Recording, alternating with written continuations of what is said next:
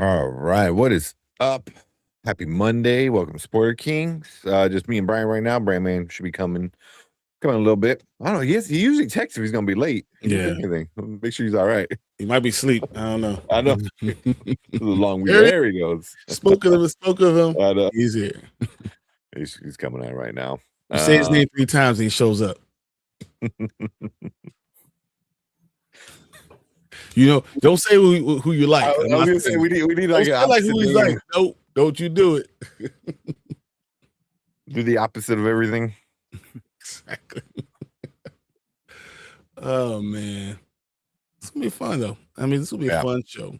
We're talking about a lot of things. There's a bunch going on. Obviously, we're talking about House of Dragon, so I know a collector will be excited about that. We'll probably start off the show with that. That'll be the first topic, and then so freaking weird though. I feel like this was episode 6.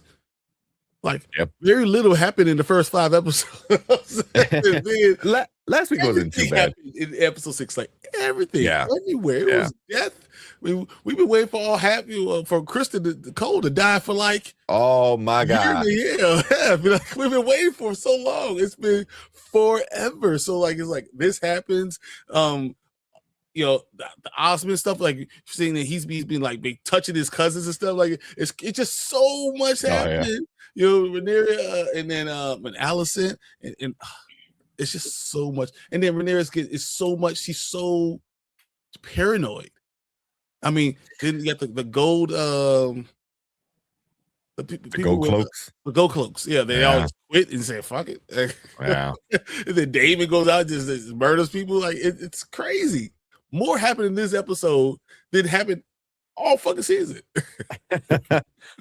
Yeah. Well, you got feared. There's 2 more weeks left of this season, and then next season, that's it.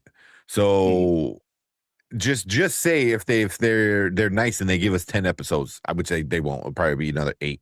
But just say if they're nice and give us 10 episodes, that's still only 12 more episodes until it's done. You know, so like you still got a lot to get through. But that's my point. Like, why did the other 5 take so long to get into it?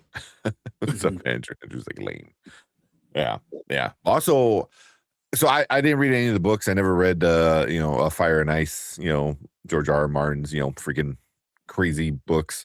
But from what I read online, people were upset with Crispy Cole getting done. I guess it was supposed to be a bigger ordeal, like that whole battle. So they're like, oh, they made it suck. They botched it. Three little arrows just hit him and done. I was bro, that was like, I can't wait to talk about it. I was so happy. I was like, yes, finally he's dead. like in the face, like the clip from The Hangover.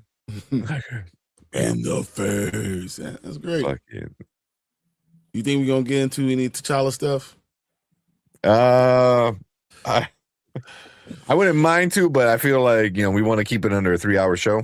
Yeah. You know what? It's because I will go off the deep end. I'm interested to hear what Brandman says what he thinks about it, but I mean, we all know what I think. Yeah. Everyone knows. Yeah. Any tips, bro? That's all on you. Was that ski? I don't know. Skyflock. Whatever you want to do, man. I'm not even. Oh man. Said and you see what happens at the end of the yep. All the Valerian. The Valerians. Yeah, they were. So she's like, they're gonna come and save the day. No, they ain't. Yep. No, they ain't. So how the hell you become a prisoner, Corliss? Like, Corliss has had the worst fucking luck. Man, ever since. Say something, B. I think you do a test. Can you hear me? Yeah. Hey, you sound good. Yeah. Let me make sure. Yeah. From the beginning of the season, man, from the beginning of the show, he just he had the perfect life. He's like, I got my wife that should have been queen. She's cool with it. She's a little pissed off still, but we're living this happy life. And then And he gets pulled into all the family drama and pays the price. Hey, is this when you have bad family members? Sometimes you should let them go. You're married to a new family, let them go. Don't let your wife go back. Tell her to let her go. When Renice died, everything went down for Corliss. Oh, 100%. 100%. Yeah. In his kingdom, just stayed in his little piece and was like, look, I don't want to be nothing part of none of this stuff. Yeah. Y'all figure it out, let me call me. His life would have been great. Mm-hmm. He used to have a son. He wouldn't be, he had to kill everybody. He would have multiple sons. He could do whatever the hell he wanted. Yeah. Corliss has been just man. Mm-hmm. Yeah. Bro. Yeah. And as soon as he realizes, like, he's like, all right, let me go back and do what I gotta do. When his son calls him out on his bullshit. Yep. Alan said, yeah, like, come on, man. Yeah. But all right. But we'll get into it real quick. Let's do a quick rundown of everyone in chat. We got T, we got Fernando. Fernando, what's up? So I'm very excited about the most likely to get the official X-Men casting. I don't think we are. I don't think we are either. No, that's for you. I was surprised that we got that Toussaint casting thing. We finally got the Ghost Rider.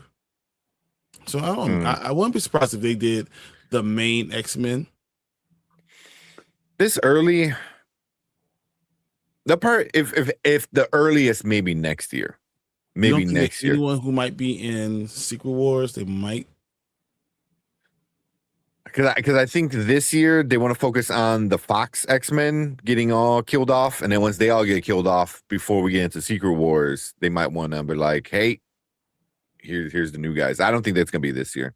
I think they're gonna focus on the nostalgia of all the Fox X-Men people. Then why do the Black Panther 3 thing? Well, when is that coming out? 2028. 2028. So that might be the first thing. Is that might be the first thing right after? I think they said the Secret Wars. But I mean, is that the first thing after Secret Wars though?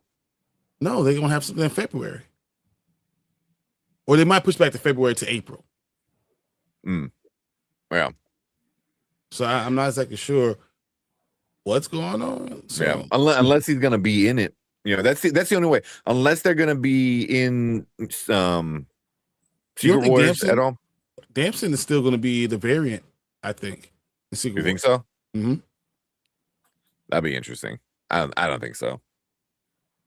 I mean, that's what everyone was saying. I've been trying to look. They said Damson's still gonna be in Secret Wars. Still gonna be a variant. I wonder. That'd be interesting if they go that route. Just a whole bunch of like little TJs running around. Yeah, but it'll go back for even what you say. So let's say he's playing a variant of T'Challa, not a Toussaint. It would be like they're bringing another variant, into Black Panther 3 of a Toussaint again. It could happen. I don't know. Yeah. I won't know because I won't see the movie. So I'm out. Tapped out. Done. Tapped out. Yep. I let my comic books, hold me close and let me know, and I'll make my own little thing, my own belief and stuff. I won't worry about it anymore. Your own movie in your head. Fiction. There you go. Put it in AI. This is what I want you guys to do. Put it in AI. Because I'm done. Wow. Just do a what if. What if Ryan Coogler didn't kill the child? It's like, and I think the one thing that I'm sad about is that all this is, David Johnson is being seen like as we're coming down on him, and has nothing to do with him. I love him as an actor. I think he's done an amazing job. I think he could do a great job. I hate what the studio's doing. I blame the studio. I blame Coogler. I blame Feige. I hate them, what they're doing, not the casting. Yeah. I mean, there are a lot of people who are upset that it's not Damson Idris. And there's, I mean, it's a lot on on Threads. They're like, oh, get over it. He's your, T'Challa.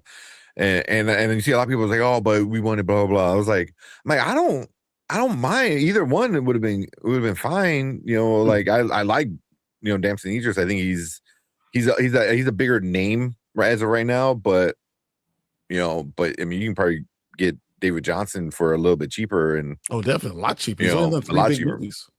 Yeah, because I think he's only been in what three, and then he's only been in 5 feature films altogether. So, and then what he was in what was that TV show, The Industry or something like that? The Industry, yeah. I haven't seen it, but everyone says he's really good in that. So, yeah. So, Damson's gonna Children of the Blood and Bone. I hope it's good, even though the writer walked away from it.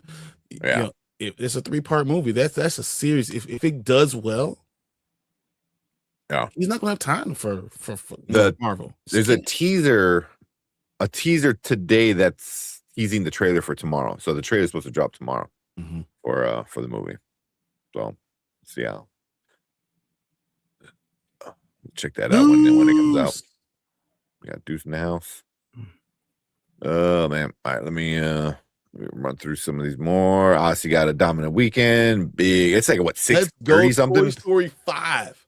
Let's go. Toy Story 5, number 1. $1 billion. But it's number 1. It passed everyone else up. Yeah. Not surprised. It was a good movie. It went from 835 to number 1 and over $1 billion. Yeah. In week 3, you should see the Odyssey cross 700. Yeah, no doubt. That's another 70 mil. That's 652 million right now. I guarantee we come back next Monday and it's at 820. That'd be crazy. I think it'll be pretty close to 8. I don't know if it's gonna pass 8 because Spider-Man's coming out this weekend too. So that's true. But I think a lot of people are still gonna go see that. Spider-Man's not on IMAX. No. Like you said, like the freaking IMAX 70 millimeter. Like, I mean, there's only 9 theaters, or 10 now or whatever throughout the country, but those are all sold out for like the next month. So I was looking there yesterday. Unless you want a nosebleed seat, you can't get nothing till August 14th. Kids go back to school. Then you go. Oh man, we got talking about. Very happy about the Ghost Rider casting. Yeah, we'll talk about that in a little bit. Ryan Gosling, I have no problem with that. Yeah, with Sean Levy. Was that Dynamite Entertainment lost its Edgar Rice Burroughs license? So that IP is now being the process of moving to a new house in summer of 2027 to Titan, per a report. Really? I didn't know that. It's crazy. Yeah. Was Trailer Wonderland? Oh, it was trailer. Oh my god! Yeah. All the trailers was going. It's like every trailer you want, we got. Yeah, we got a bunch of trailers to watch.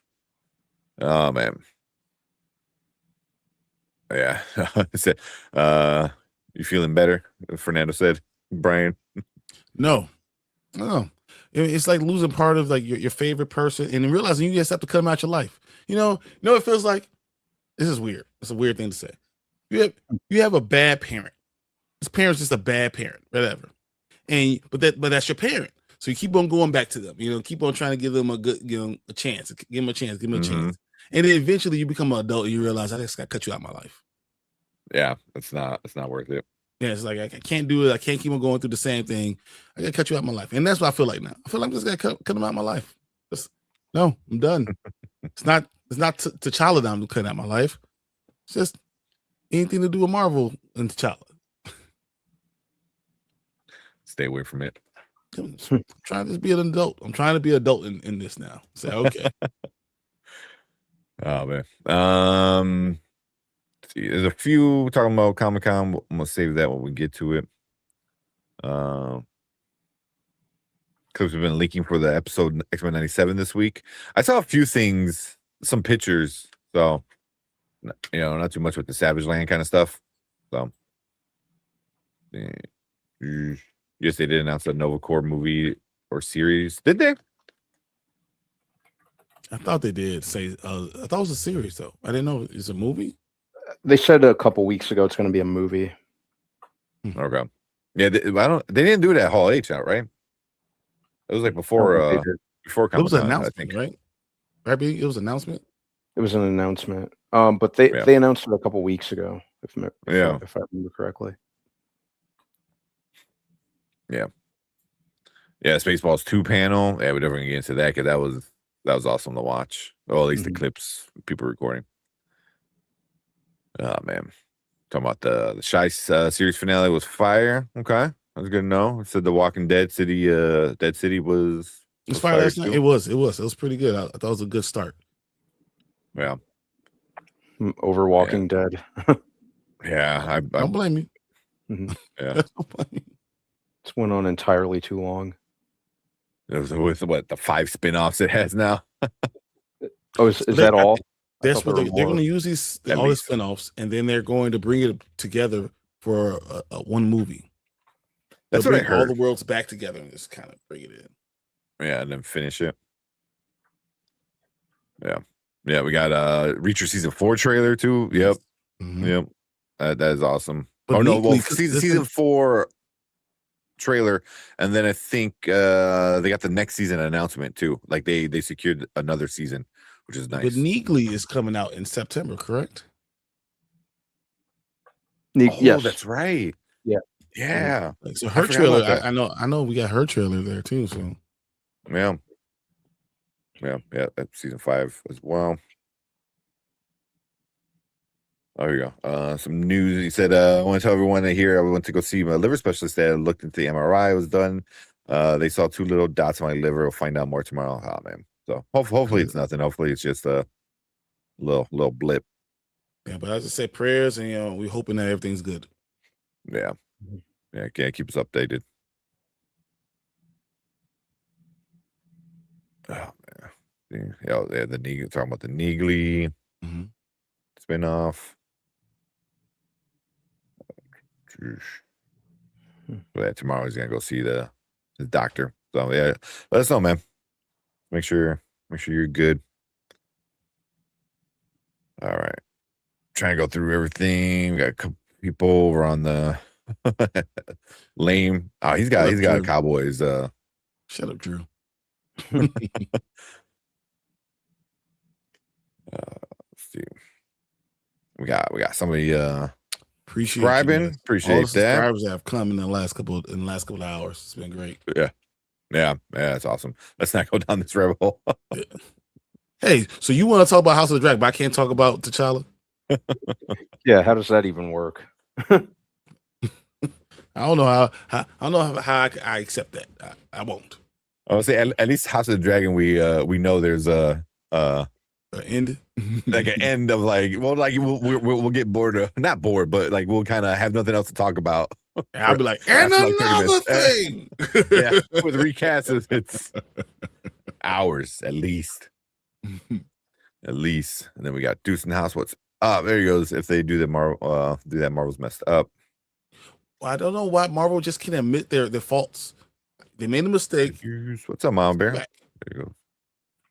That's all you have to do. Oh, they don't admit mistakes. The shit Kevin Feige said about he goes, we didn't set up Thanos. That's just in your head. We put him in a little bit here and there. That's not set. I was like, you're crazy, man. You're crazy. It was even like back of the bus. They were like, the whole first Guardians movie was about Infinity Stone. Ronan was working for Thanos. Like the whole first movie. Like, what are you talking about? Like there's so much of all the first 3 phases that were intertwined to Thanos. Even though you only showed him like twice or 3 times. They're just rewriting history. Once again, they feel like we don't have. Maybe they think because we there's so much digital media, we don't have the actual movie. We can watch it ourselves. And we can tell you what you guys did. Like we have all the movies. They're gonna go on Disney Plus and change all the endings and shit. That's the thing I think. It was like Kevin Feige is just like, hey, like what you did with Blade. He goes, Blade was a mistake. I messed up. That's one of he's like one of the worst, things that I'm gonna have to live with, and hopefully we'll fix it. He could have been like, you know what, we were going with the Kang thing, it didn't work out, and we're trying our best to figure out what's the best next scenario.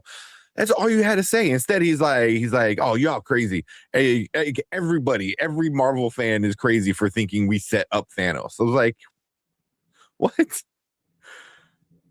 Yeah. So I was like, so yeah, so Marvel doesn't admit defeat. Like, what? You don't do that. Oh man, Daryl's asking a good question. I gotta answer. I can't wait to answer it. Marvel said, don't blame Coogler. He just put a bad spot at the pivot so soon after the loss of his friend. Studio is more concerned about keeping the timeline and the feelings of the cast. Like I said, I'm never gonna be mad at Coogler for being upset and being sad that a friend died, but you still go to therapy. You can fix it. And honestly, it's weird because he kills every black father in every movie. It just happens. And I'm just, you look at it and it really happens in every single movie. And I think that's part trauma that you can have a trauma that does give them, something to push towards, but it's the same trauma. It's that same black trauma that I don't like seeing all the time. It kind of bothers me a little bit. And, because of it, that I can't argue. Like that, yes, he does kill these people off all the time. You always have this type of trauma when you're doing these movies, that's his fault. I think Marvel tried to put the ball in his court, but Marvel did it on purpose. They said, hey, you make the decision, but we really need to help get the movie out fast. I feel like they're doing it on purpose. Like they put him in a situation where he's like, damned if you do, damned if I don't. Kind of. Yeah. Also, I'm kind of wondering, I'm like, who's he going to kill in Black Panther 3? Yeah, Denzel ain't making it out, guys. Oh, shit. I completely forgot about that. No, that makes sense. You introduce him and then take him away immediately. I mean, it's all you got. You ain't got nobody else. You can't kill M'Baku because you killed everybody from the first movie now. It's Shuri M'Baku. That's all you got left. Ooh, if they kill M'Baku to make room for Lil TJ to become king and Black Panther. No, Mama Bear might be flipping tables next. Mama Bear's like, let me get 30 minutes to rant. You let me know if it happens, because I won't be watching it. Mm-mm. Yeah. Nope. Yeah. If that happens, Mama Bear will put you right here, right between us, and you can rant. I'm like, this motherfucker killed him. Oh man. That's where we at. Ultimately, Doomsday has to put in some work. Yeah, I mean, you make him OP. That's all you do. Yeah, they will. I mean, they do it with Thor. Thor's the most powerful of all the Avengers, and then you let him be Thor. That just kind of puts it there. Yeah. There we go. Daryl said, Brian, you ever wonder if Abby was right or if it was just a dream? Talking about from. So my talisman first. Hold on. Oh, no. I know you broke it. They're coming in now. No, can't get out. I'm not going to be like everybody else. Like Marielle. No, I don't think it's a dream, because I think that the producer said it's not all a dream. You said no, it's not just dreaming. Okay. It's not going to purgatory. I don't think it's a dream. So I don't think Abby's right. It was just a dream. Yeah. And they said, bye-bye, Crispy Cole. Yes. Dude, I've never celebrated someone's death that much. I know. Oh man. He's like, all right, 2 versus 1. Why? I was like, F you, man. Mm-hmm. She was out there like, nope. How about you versus my arrow? Oh man. Don't gaslight me. They set up Thanos. 100%. 100% they set up Thanos. Yeah. Come on, guys. This is we know. Mm-hmm. I think I already saw that one. Dude said, and because of that, I'm watching Dune instead of Doom. Gaslight someone up. I was going to do that anyway. Well, I can watch Doomsday on Thursday and Dune on Friday. I'm going to watch both. Yeah, I'm watching both that weekend. I don't know what I'm watching first. Doomsday can go to hell. Fuck that movie. I mean, I don't have a big, care about either one of them. So why not?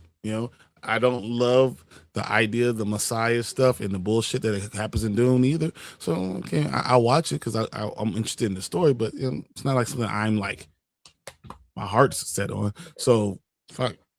I think I'm pretty hyped for it because the whole like this one's gonna show like oh How maybe don't put all don't put well it shows like even the characters in the book are like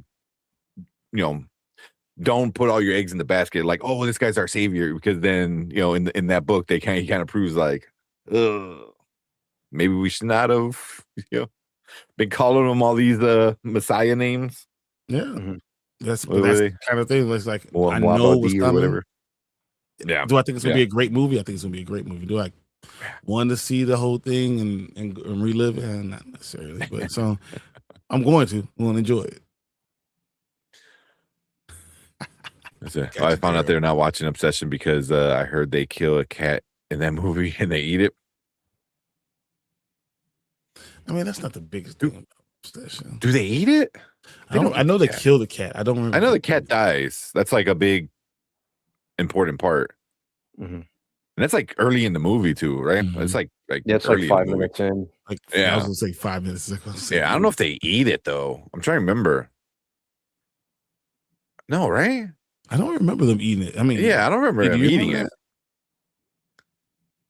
She makes a sandwich out of it for him. Does she? Oh shit. Ugh. Yeah. Okay. I need to sit down because I watched it, but I watched it on my phone and I was like doing shit. Making a cat sandwich. Wow. Oh man, I would definitely be flipping tables. Leave my baby alone. Talisman, a dream of very stupid. It would be unsatisfying. It'd be a waste of 5 years. I'd be like, for 5 years you did this shit. Yeah. I'm glad he said it's not a dream and it's not or whoever the producer is and not Purgatory because Purgatory was one I heard a lot too. Because it's the whole Lost thing. I'm not gonna do Lost. Exactly. Oh man, you think you're gonna get back in the From waiting for Severance to come back? You're gonna be waiting forever, man. At that point, I think we might be old men. By the time we get Severance. We said, well, I left my new comment on BP. Let's just say that. I watched TJ. I was reading it right here. You put a new one? I know you had put one up earlier. But I see it right. I would read it to you, but it's good. Yeah. Okay. She says, I'm here. Still hold my my BP blankie. Dude. Just say, you know what? F you, Marvel. I'm just gonna leave it at that. I'm done. Yeah. I can't do it anymore. Yeah. Wish y'all could hear TJ's perspective on Susan because he was born in Africa. Oh, really? I can read all of it too. It's not that long. Yeah, if he's cool with it. Hey, TJ, you cool with me reading? Because I'll read it right here. I got here.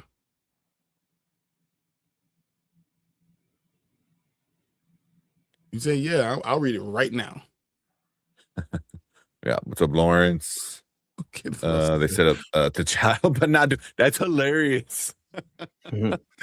They set up a non-comic book character more than an actual comic book character. So I can read it? Okay. Real quick. All right. It's going to be painful, but I'll say this. The character T'Challa has officially been colonized by Western media construct. The Killmonger character had more of a grievance to his character than T'Challa. Killmonger represented the ADOS mindset, not from the FBA, but probably you've heard of that team. That scene when T'Challa met his father again was basically a message to Africans about the way they mistreated the ADOS, all the children, people that left culturally, and were not making feel welcome back into the African diaspora. Yeah, Wakanda, just like Brian talked about, the eliminated Toussaint Chala family. IEM, sorry, grandma and father are important roles in African culture, especially with a grandma, because she's the one who would spend the most time with the child besides the parents. They removed that leg, which is part of the three-legged stool. Yeah. The Namor thing pretty obvious, although Namor is supposed to be Mexican native. It's more about the indigenous community and the cultural clash they have with Black people. I don't think the Black Panther character we love will ever be revived. I'll go even deeper. It's similar to the Roots character Kunta Kinte was given the slave named Toby after they captured and sold to a plantation owner in Virginia. It's similar to Black Panther character T'Challa being given the slave named Toussaint T'Challa after being captured and sold to Ryan Coogler at Marvel. My interpretation. Fire. That is a good fire. Like connection. That is, bro. Man.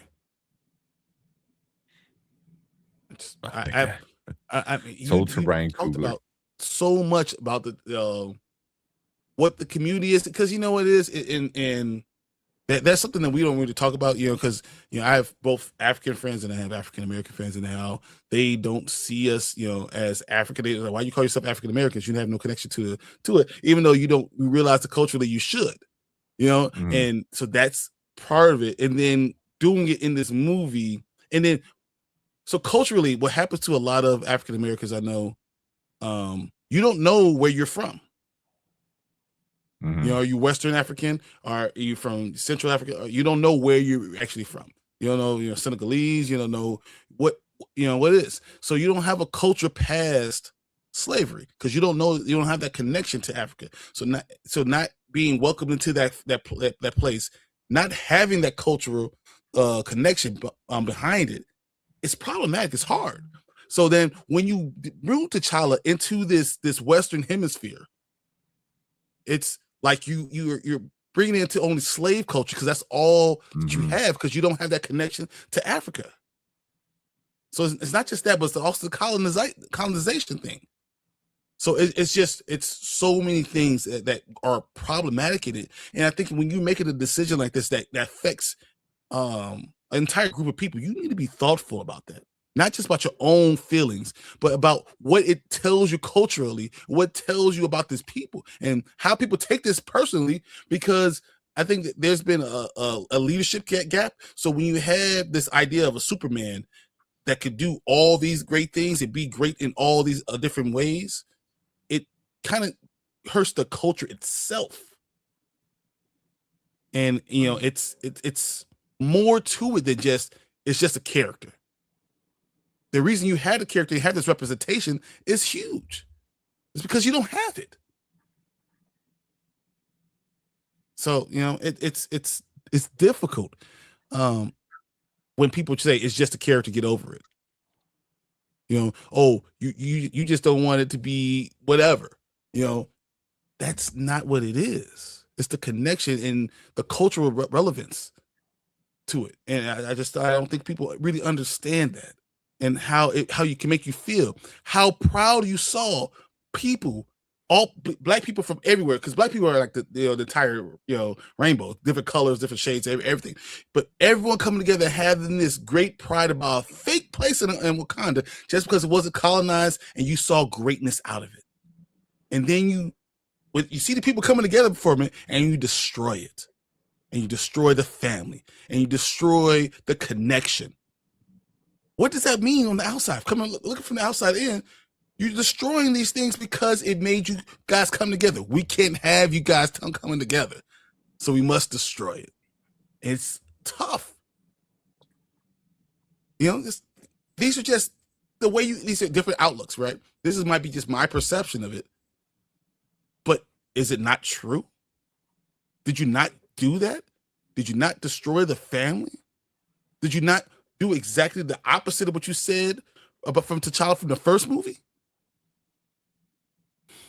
I'm just saying. Yeah.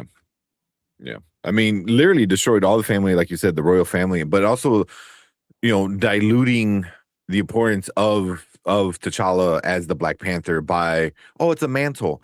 I was like, cool, but then I see that all online. It's like, it's a mantle. He said it's a mantle. They said it's a mantle. Like, there's been other Black Panthers, but there's only one the Black Panther. You know, like he's the Black Panther. He's the main character. Comic books that we got. Yeah, like sure, yes, it's a mantle in the comic book line of there's other Black Panthers, blah blah blah. But does that mean like so every Black Panther movie we have another Black Panther? You know, like T'Challa, now it's Shuri, then now it's going to be TJ, and then who's it going to be after that? You know, so it's like it's diluting the character. That's diluting the importance. Like what you said, Brian. It's purposely destroying it and making it not important. Mm-hmm. Yeah, every Superman should be a different Kryptonian. They're all Kryptonians. That's more or less what they're saying. Yeah. Sorry, B. No, it's fine. No, it's all unfortunately because they didn't think it through. They wrote themselves into this corner, and now I don't even think they had a concrete plan after Wakanda Forever. And now it seems like bringing in TJ, that's exactly what it seems like they're gonna do. Exactly what you just said, Brian. Like every new movie, is it gonna be a new Panther? Because that's what they seem to be leaning toward. Why is by the logic that Feige and Coogler and the screenwriters are using at this point, like why wouldn't they? Everything they've done, and I think Coogler kind of realized afterwards just how much of a corner they had written themselves into because they were that reactionary with the second movie. So it's like what happens after this? What happens after the third movie? Yeah. Well, so what they're gonna do is they're gonna let Toussaint take over. I'm not gonna call him teacher. I'm not calling him T'Challa. I'm not gonna do it. I'm just gonna be honest.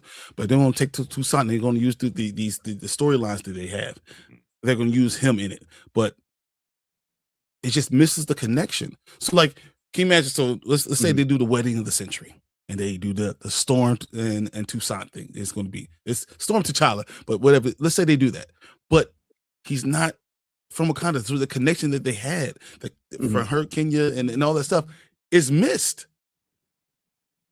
It's not there. And it's just weird, you know?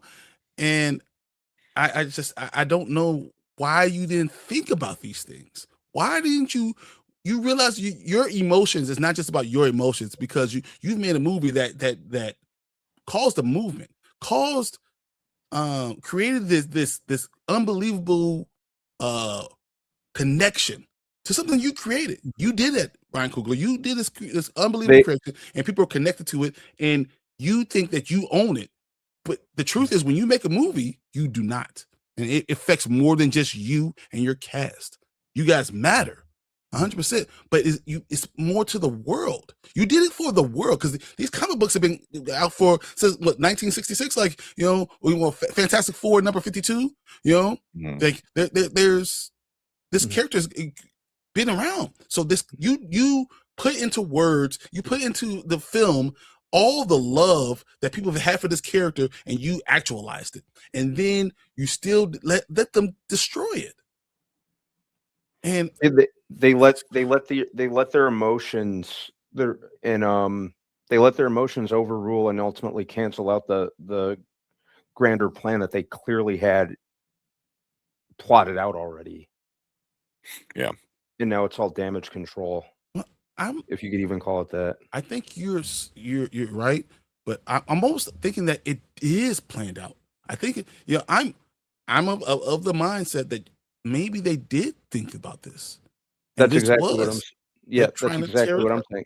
Yeah. They had a plan in place for Black Panther and T'Challa specifically in the grand scheme of things before the tragedy, is what I'm saying.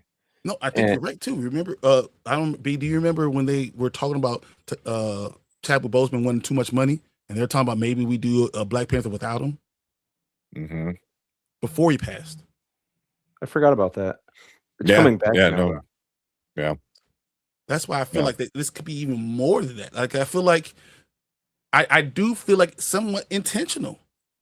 And then they're trying to pretend like, oh, it just happened, but you were planning before this stuff.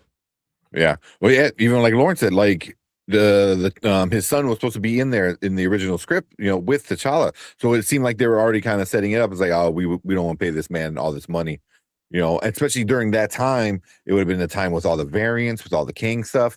So you could have easily done exactly what you're doing now, So like you said, this might have been the plan. They're just going about it a different way now. It's like, oh, cool. Now we don't have to pay Chadwick, but we can still keep T'Challa and just get this younger kid. I think the movie became so big. I said it's a cultural phenomenon. Yeah. You saw people in the NBA going Wakanda forever. You saw people everywhere, when you had that, right? You had the first black president. You had this movement. People felt so positive about things, and said, "Can you imagine what happened if we didn't be colonized? Can you imagine what this group could be? Maybe we could come together." And then the next move, they kill it. And you think that's not a plan? It's coincidence that happened that way. Coincidence. And then the next president, what happens? Coincidence. Okay. Just saying. Yeah. These are things that happen. This is the way I interpret it. My perception. And it's sad. Mm-hmm. Yeah. Yeah, definitely try and pull them away with money issues and stuff like that. They pay Robert Downey Jr. $150 million. Yeah. Also, I would not be shocked if this is Coogler's last movie because of money. He is an Oscar award-winning, like technically it's not for directing, but he still has an Oscar under his belt, so he can ask for more money. Remember he signed up for BP3 before he won the Oscar. So the same problem they had with Chadwick wanting money because that first one was so big. He might ask for more money because also why not ask for more money from Disney, one of the biggest companies in the world when it comes to movies. So after and winning an Oscar, so he might not be welcome back after this. They might be like, we're going a different route, we're doing this. They need him for this movie. They need him for this movie because once they're doing all the soft reboot stuff. Use him as a scapegoat. You can't go to the next movie without having them there again. Yeah. See, and then you put everything back in place though. It was like cool. Coogler brought back T'Challa, and then we don't need him anymore. We don't need Chadwick anymore. We got this young actor, this new actor who's new in Hollywood. Signed him up for a long contract, nice and cheap. Like we don't need Coogler anymore. But now we have us yelling and doing all this stuff about David Johnson, right? Which is not good because he's and once again, it's not him that anyone's attacking. It's not him that anyone has a problem with, especially not me. Problem. He's not the problem. The problem is what they did, the writers. And I want to make sure we distinguish. I like this actor. I think he could be great. I think he's the right type of person to carry on the legacy 100%. The way they wrote it is terrible, and they didn't have to, and they could have gotten themselves out of it multiple ways. They're recasting all these other people. They didn't even say anything about Ed Norton. It's who he is. He's old. It's just what it is. They don't Rhodey changed it. Like, oh well, this is who he is. One line, good. We're ready to go. Yeah. You're talking about one lines, freaking Thunderball Ross. You see him for the first time, he's like, "Oh shit, my mustache, get over it." It's like, "Oh, that's why you look like Harrison Ford now." Okay, like. I always bring up the Hulk first because they always try to say, "Oh, it's a big character." Who's bigger than Marvel than fucking the Incredible Hulk? Yeah. Oh yeah. Yeah, and they do these like silly one-liners. Say the same thing with Rhodey. When Don Cheadle like took over, he goes, "Oh, I'm here. It's me. Get over it." So it's like. Yeah, so they do these little things where I was like, I don't know. They didn't have to do it though. They didn't have to rush. I think this is something we said from the beginning. Don't rush this.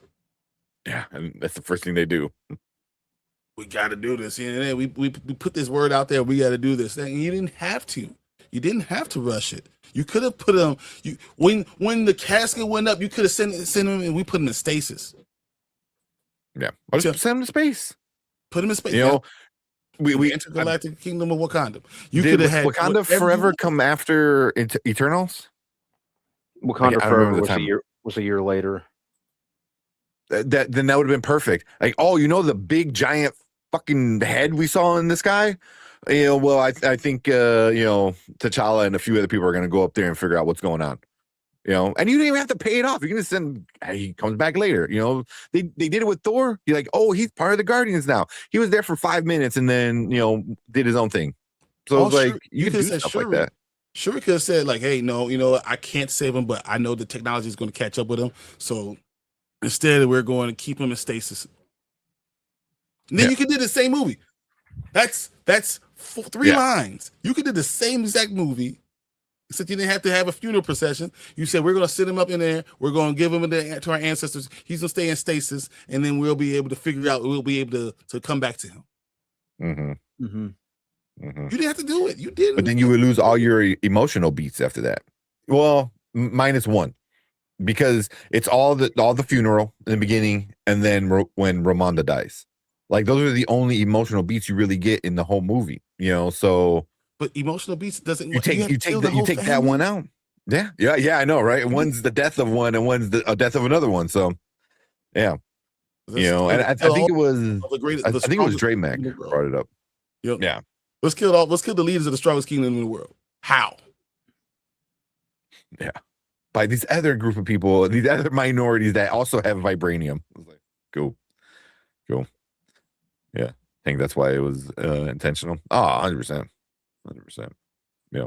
It's something I never really thought about, but then now you bring it up, I was like, kind of, you look at the script, you look at how things happen and what's going on. It's just, they still got to where they wanted to get to.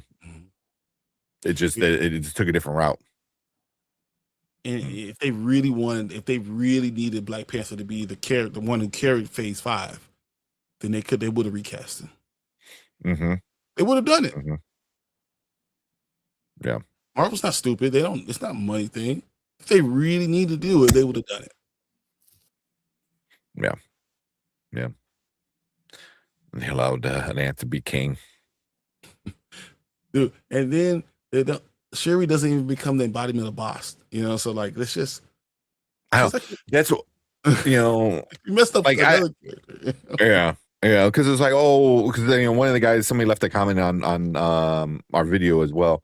I'm not bashing him or anything, because I don't know if he reads the comic books, but if you're saying like you should feel sorry for Shuri because she didn't get a full movie as the Black Panther, I was like, she was the Black Panther for a handful of issues. Yes. Like she's not the Black Panther. Like she was a temporary fill-in in the comic books, and then she was a temporary fill-in in the movies. It's like, allow her to be her own badass hero arc that she goes through, and it's crazy.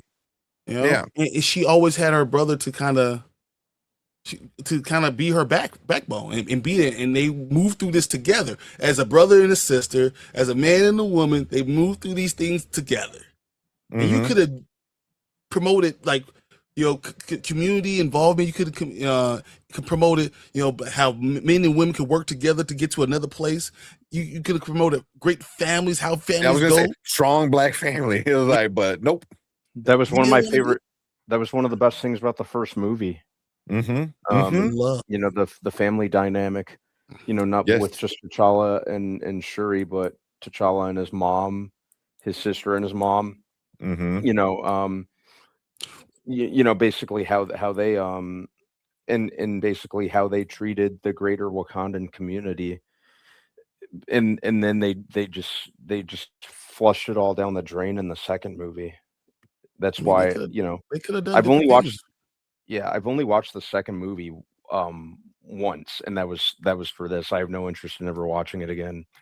The only reason that I'd potentially even give the third movie the time of day at some point in time, because I can already tell you it's nothing I'm going to rush out to the theater to see, is because I like David Johnson. I think he's a talented actor. So I'm hoping for his career this potentially opens up some more doors for him. 'Cause everything I've seen him in thus far, I think he was great in. I loved him in Alien Romulus. I loved him in The Long Walk. So I think from an acting standpoint, he's definitely got what it takes to succeed in whatever script they saddle him with. But that's the only reason that I'd even ever give this movie the time of day, because I'd like to see his career go far. Yeah. But if I want to see him do well, I want to be with a character that people are going to get behind and that can make a movement, and you become the symbol of something that's togetherness, and that's not what they did. You know, well, they can't. Unfortunately, they can't do that anymore because they did irreparable damage to that whole concept in the second Black Panther movie. Unfortunately. But no, you could use variants. You could, that wasn't my whole. I wanted you to just recast and have the same character going on, but you could have brought a variant in. You could keep the same actor, change story. It's not the actor, it's the writers. It's the studio that refuse to change it. Yeah.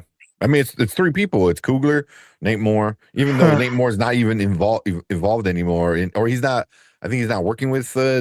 He's not employed by Disney, but I think he's still producing this BP movie.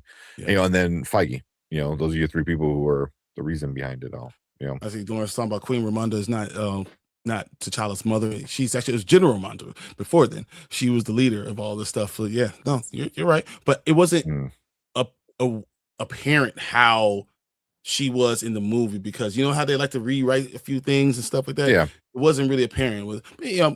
I have a sister who's my half sister, but it's my sister. That's just my sister. That's my best friend growing up. Half sister doesn't matter. Yeah. It doesn't really matter. The brother sister connection is still brother sister connection. You could have made it so, but and he was the older brother watching out for her, making sure you created all these great things and feeding into her. Like, it was a great connection. And when Brandon was just talking about, the family dynamic was so special. And seeing a prince become a king, learn how to go through the ups and downs of that, and then be able to pour into his son would have been fine.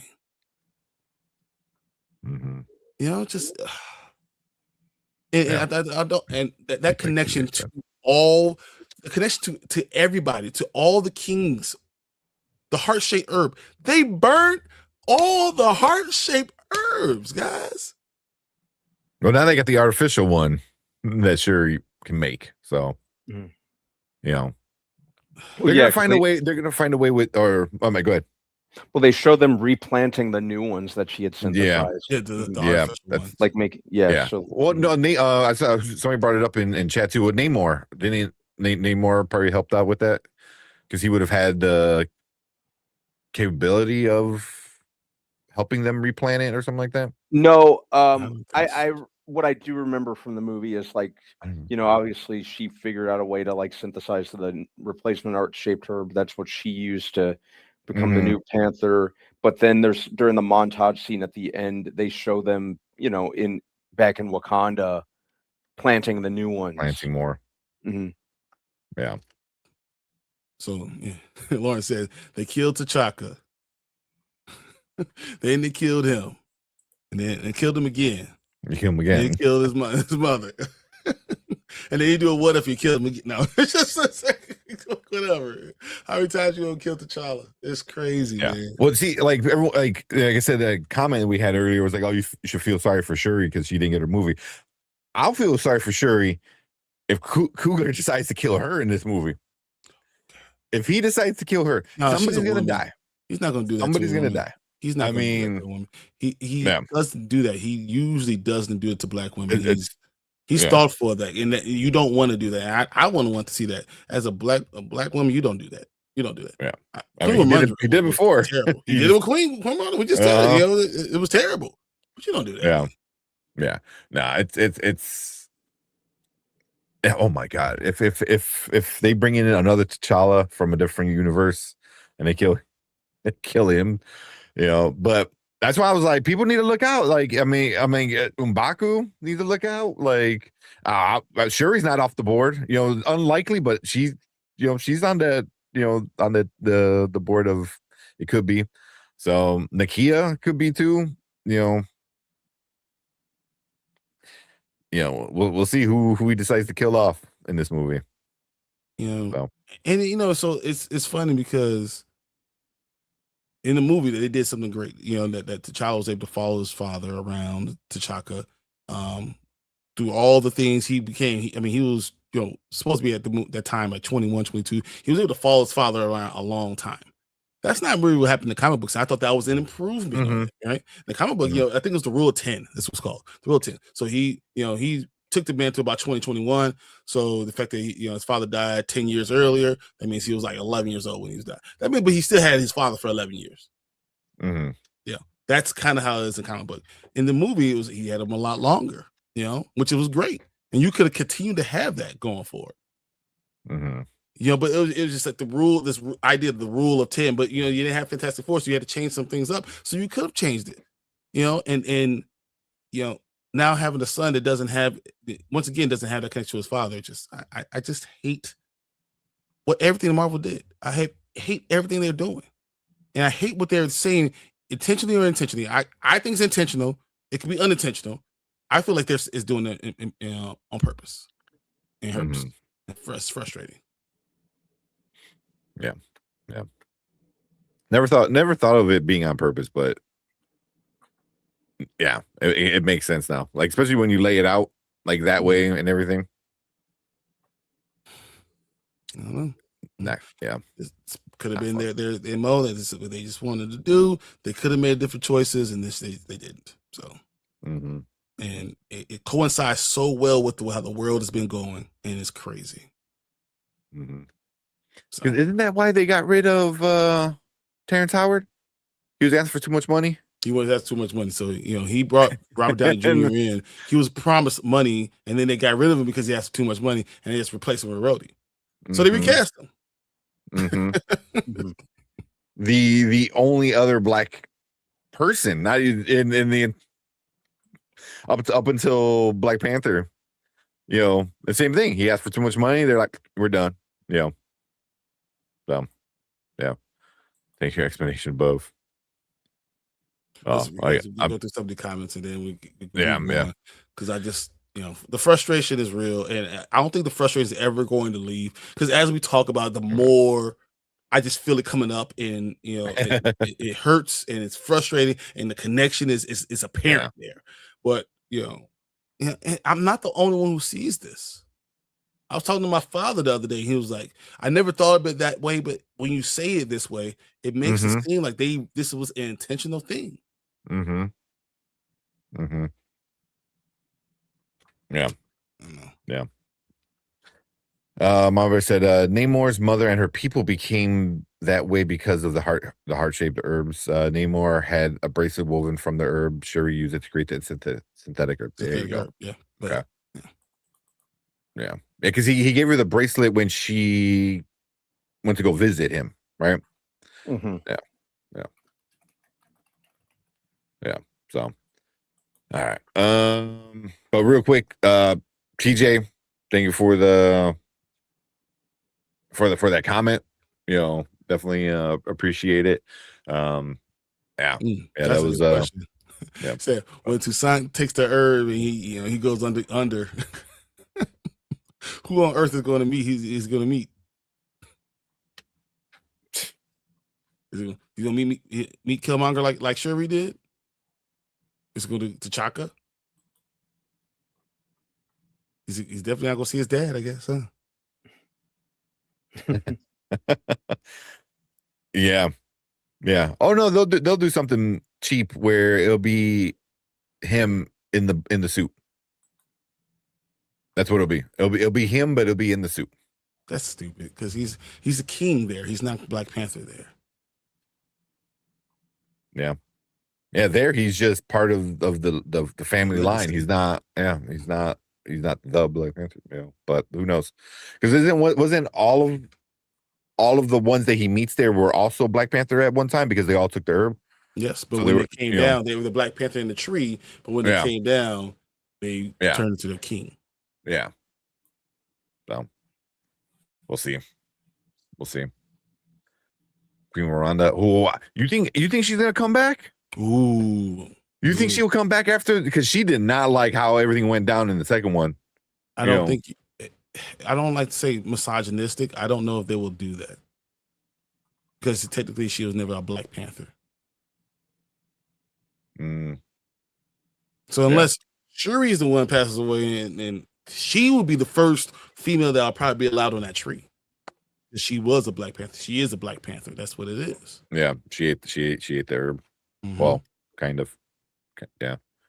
But does that even change things now? Because now it's all a different herb. It's different synthetic. Because all the other ones were all like kind of grown together. Is that going to change things?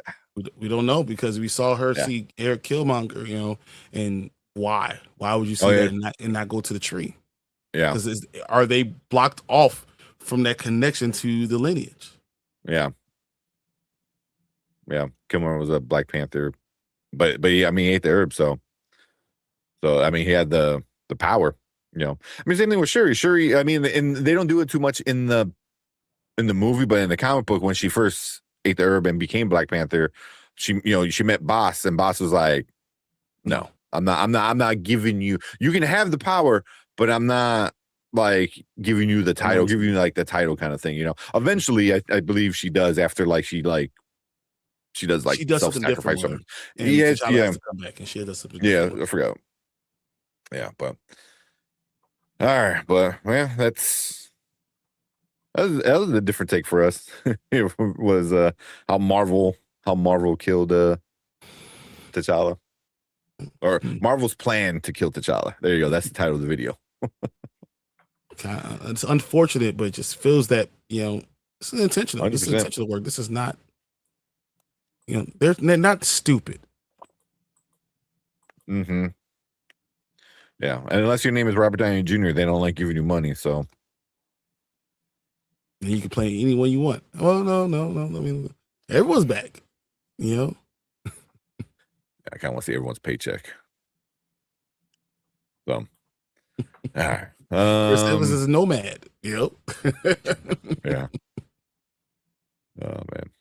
You guys, I know we had Travis in here. He went character death for no reason. Eddie Munson is one of the most epical dumb deaths ever. Yeah, it was kind of cool lead up to it, but then you're like, wait, what? Like, you didn't need to die. Yeah, but man. And we got Jen in the house. She was, I hate GMOs remade. That's funny. It's artificial flavoring. Yeah, right. Or for Brandon, it's the incomplete protein chain. So it's artificial protein. It's not a really complete one. Doesn't give you the full protein. Mom said Bob Paycheck wasn't going to wait for another movie. Yep. I know. Trying to look for Tony. I know Tony was in here saying some stuff. Appreciate him coming in. The men who calls themselves kings of spoiler. I like that. We're seeing a good actor on a nothing character. That's kind of. They're using him, and I'm afraid that's what it looks like they're doing. Is he might be the scapegoat, because if this movie doesn't do well, which I don't think it's going to do well. Honestly, it's not going to do as well as the first one, and not even as well as the second one. I think this movie might land somewhere in like the 650 range. I could definitely see that happening. Yeah. And then they're going to turn around and be like, "Oh, it's because people wanted Damson Idris and not David Johnson. Like, people were mad at the casting." I was like, "No, man." Like, I think you got a lot of the recast people went to go see Wakanda Forever just to see what exactly might happen. But now, I mean, I think you lost a good chunk of the fan base. So yeah, I'm done. I love T'Challa. I love Black Panther. I love it. They could have went a totally different way. Talking about, when they're talking about taking them into space, when you go to intergalactic kingdom of Wakanda, you could have introduced Blue Marvel and Photon And, you know, everyone that had, you know, Mhm. you've seen the comic books of this stuff, right? So you could introduce these characters and it made more black characters More. and give them stronger connection to things and say how powerful they truly are. You could have done more instead of you doing less. Let me kill everyone off. Crazy. Not blaming the actors, blaming the folks behind the camera. Yeah. That's why, like, everyone was like, "Oh, everyone's hating on the kid." I'm sure there were some people hating on the kid, but I think the majority of the people that were angry were not angry at the kid. I mean, he was freaking 8 years old. Like, Yeah, know, that it ain't his fault. Yeah, that's a child actor. He was doing what he was cast to do. Yeah. So, oh man, they're trying it. Marvel token right now. Right now. Everyone's calling Black Panther Shuri. Yeah. I don't like what they've done. You know, Marvel is really at fault for these. They have black characters that they can really pour into, and instead of doing that, they did the opposite. Yeah, that's what bothers me. You know, they killed the family off, but they got rid of. They didn't bring another character in. They could have recast him. They could have put him with someone else. You could have saved on the timeline. You could have done so many things you could have done to keep this character alive. You didn't have to make that decision. I mean, they did. Yeah. And just and also it sounds like it even feels that way with Feige saying, T'Challa Jr., let's go. Like, come on, bro. So I don't know why. I thought Chadwick had a kid. I just found out like the other day that him and his wife didn't have a kid. And I thought they had a kid. So I was like, they were only married for I know not that long before he had died.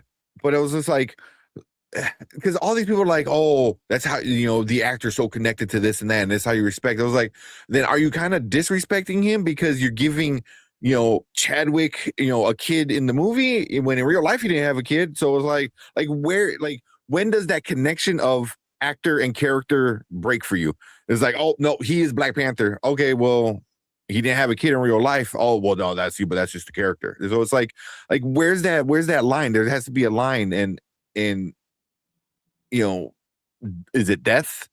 You know, like if that's the case, then we shouldn't have any more Batman. Shouldn't have any more Superman. Like how many other characters? You know, so you know, once Patrick Stewart dies, you know, are we ever going to get a Professor X again?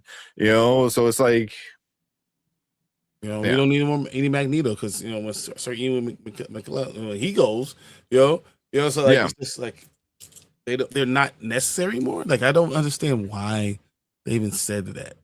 Yeah.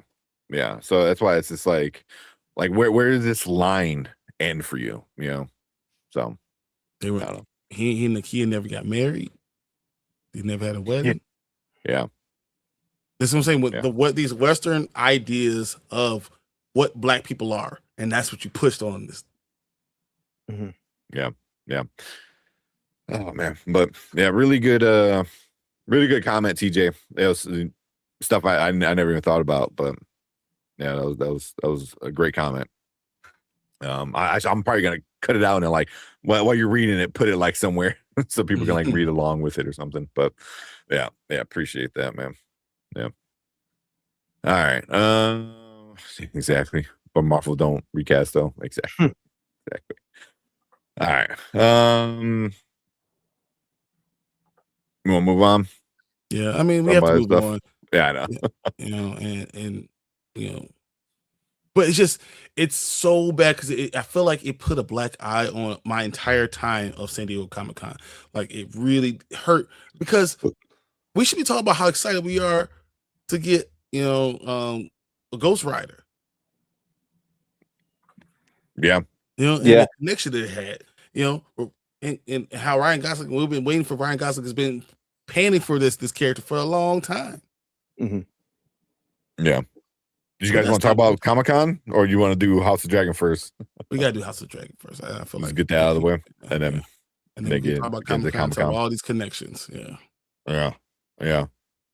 Because I mean, Marvel did they were the big, I think, winners when it came to like the overall thing, but I think DC Comics for me was like one of the bigger winners because that was just like shit. You know how much money DC Comics has gotten out of me because of all the announcements of Comic-Con? Make me buy some Funko Pops and some McFarlane toys, and you made me reserve like a dozen more comics. She said, "No one cares about Ghost Rider. There's no Blade." It would be kind of a slap in the face if this Ghost Rider movie comes out was just announced. Because if you think about it, this kind of happened the same way they did with Blade. Blade was announced with a star. I think they didn't have a script in place. I don't think they had a director in place either, but Ghost Rider was announced. I don't think that I'm pretty sure the script has not been written yet. They announced the casting, they announced the director, and that it's coming out in some unspecified date in 2028. If that comes out, and if this goes without a hitch, and it meanwhile Blade went through all these scripts, all these directors, and Feige more or less just pulled the plug on it. Yeah, it sounds like they canceled it again. Yeah, that's exactly what he did. They canceled it. But I don't know if this happens successfully. Much as I'm excited for a Ghost Rider movie and hopefully a proper Ghost Rider movie, because I like that Ryan Gosling was cast as him. I'd still be mildly annoyed. Yeah, it's gonna happen. Yeah, Sean Levy is the director, which all this I like Sean Levy, but literally, you could have said, okay, we're not doing Blade, but we're going to do Midnight Suns. We're going to make sure, because we've been trying to set that up, because they don't set something up. But they've been trying to set that up for all this time. They could have done that. They could have did Blade and Midnight and what's his name? Oh my God, Moon Knight. Could have done Moon Knight.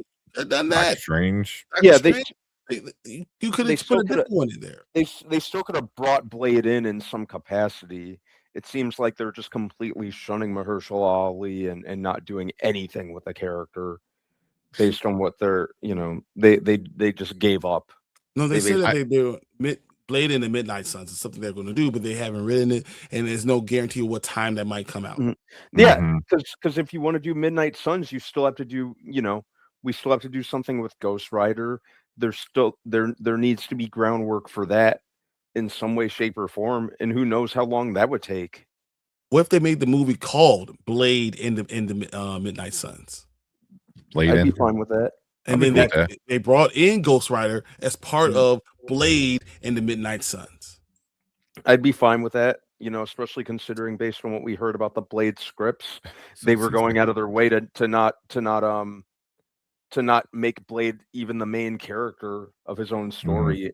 They had all these supporting characters and that sort of thing. So, if you're that phobic of a solo Blade movie, might as well do a Midnight Suns where he's part of an ensemble.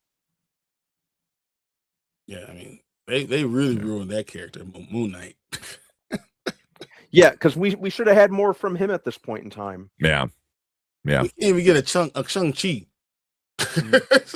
Well, I think they announced. The director, I think, hinted, that he's gonna. It's in the works. Do you really care what they said? Something's in the works.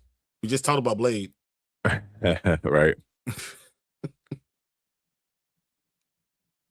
Yeah. Oh man, but yeah, we'll see how that all goes. I mean, I think they're just gonna quietly let it die and not talk about it, because they realize you hired an already older actor and you let all this time pass, and you're going to let more time pass. So when it's time to actually make a Blade movie, he's going to be like 65, and then you're going to have to find a different actor at that point. So I think that's what they're doing is they're going to quietly just kind of let it go away. And then in a couple years from now, they'll re-announce it, and then Mahershala Ali be like a producer or some shit like on it. That's probably what's gonna happen. Mm-hmm. Because how old is he right now? Like right now, how old is he? Like 52. I would say 52. Yeah. I mean, Ryan Gosling's 45. It's not like this huge age gap. Mm-hmm. No. Yeah, he's 50, 45 he's 52 right now. So it's a 7-year difference. It's not this. No, I mean, we should already have a Blade movie that, by now, like should be talking about like possibly a second Blade movie. He should be in the freaking Doomsday, fighting with them. So, I mean, Ryan Reynolds is 49. Yeah. But I'm just saying, by the time they actually do a Blade movie, you're talking about not even 5 years from now. You're talking about probably longer than that. I mean, I think that the whole Ghost Rider thing, I think it's going to be the Midnight Suns. I think in 2028, maybe they come out with something like that, and they introduce it in 2028. And then you have by 2030, you have another movie out. And if he has a 3-picture deal, it's done by 2032. That's what, 6 years from now? Maybe 58. Get out. He's done. Fine, and then replace him with his daughter. The thing that people are hating. Of course they're going to do that. Come on, that's just Marvel. Yeah, what Marvel does. Oh man. I saw your comment about Ian McKellen, that he's he went is gay in real life. The first gay actors come out. Yeah. Back in the 50s. Yeah. He's also so cares. I mean. Yeah. There was something with him and was it Judi Dench, I think? Dame Judi Dench? I think so. Where the interviewer was like, "Oh, it's the king and queen of blah blah blah," and then Ian McKellen's like, "Yeah, but which one of us are the queen?" So, it was like pretty funny. Like everyone was like cracking up. So Ian McKellen's awesome, man.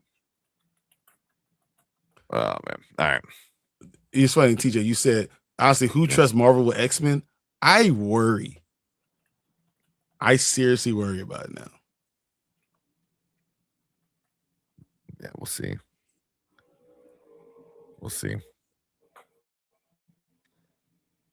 Oh man. All right.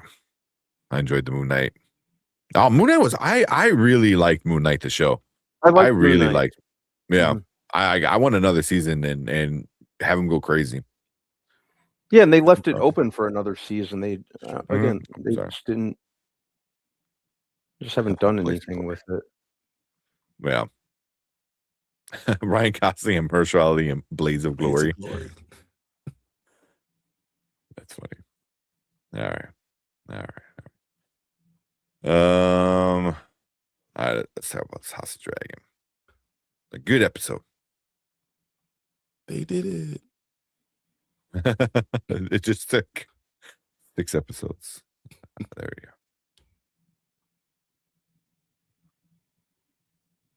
Yeah, Moon Knight was great.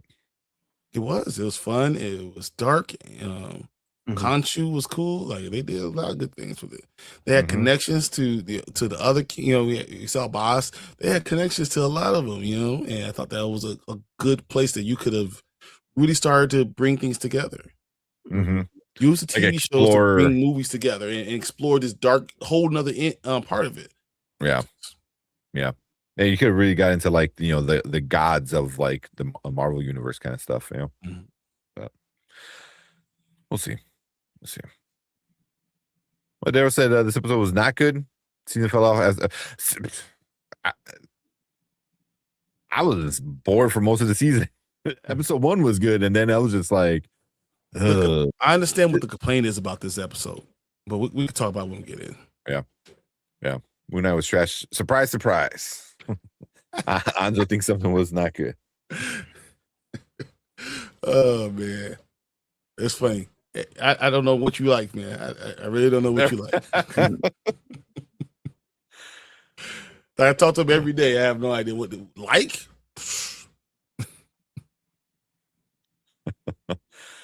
All right.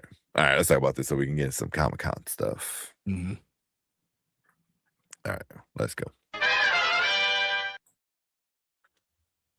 All right, what's up? Welcome back, Spoiler Kings. We are talking House of Dragon, season 3, episode 6. We're coming to the end of the season.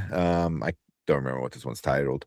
But this I enjoyed this episode, but I think this is where we start seeing a lot of the Butcher's crap hitting the balls fan. and dragon eggs. That's such a stupid. We said witches what? Butcher's ball Butchers. and dragon eggs. Okay. Let's see. Not the best title.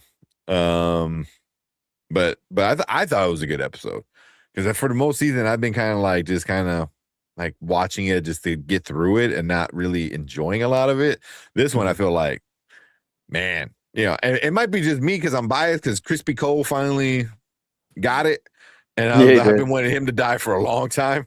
So we have actual footage of you seeing him die. It was great. I couldn't believe it, but we were able to get actual film of Tank seeing it, and he was so happy. It was crazy. He was just like, going like, yes, yes. That's what he was looking at his phone as he was passing away. That's what he was looking at. Oh, I thought you were gonna play this one. Holy shit, that is crazy good. That was gonna be Bonkers. That's what I think you were just more play. excited.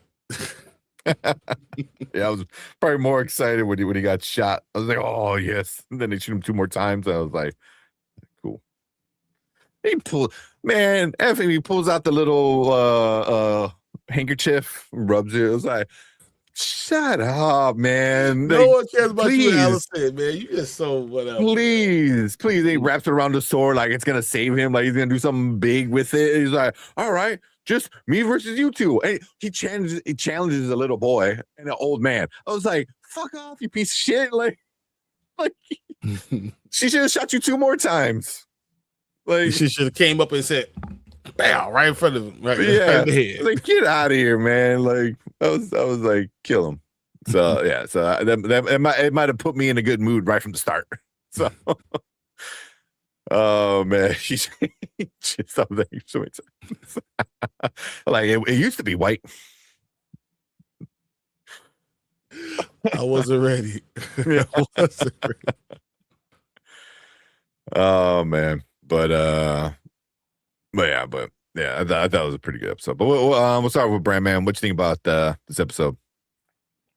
Thought it was pretty good. I was really surprised with how Crispy Cole just got it very quickly, very early on. But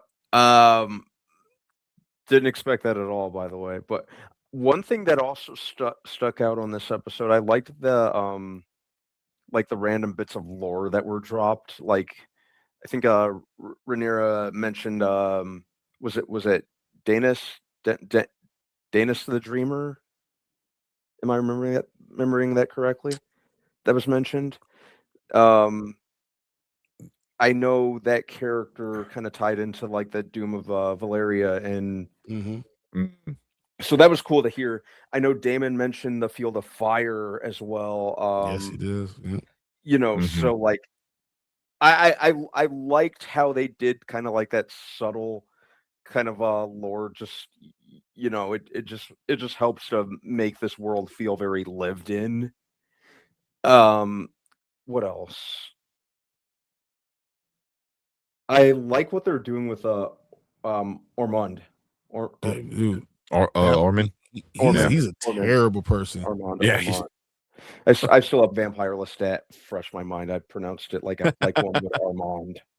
Yeah. It's like so yeah. Darren and what's the Gawain? I was like Darren and Gawain. Mm-hmm. But talk about like they both looking like, man, this dude likes to touch me. I was waiting for the doll, like, where does he touch you? And he's like, hold on, where does he touch you? Like, it's like I don't like what they're doing with Rhaena. Like her hobo arc, like her hermit arc is just it's boring to me. They could cut that out, you know, and it would probably help the show because it wouldn't slow things down. I kind of feel like you know, things just They don't need to do that. But I'm liking the beats that they're doing with the last couple episodes. I think the execution and some of the pacing is kind of all over the place for me, but I'm feeling invested in the latter half of this season more than I did the first half. Agreed. Agreed. Well, yeah, technically, last episode would have been the start of the second half of the season. So, and for me, I like that. I know a lot of people didn't like that episode, but I thought that was a good episode. And then this was better. So yeah, definitely the second half of the season. You know, I think it's built. It's building to the final season, but I think it's gonna be a shitty finale.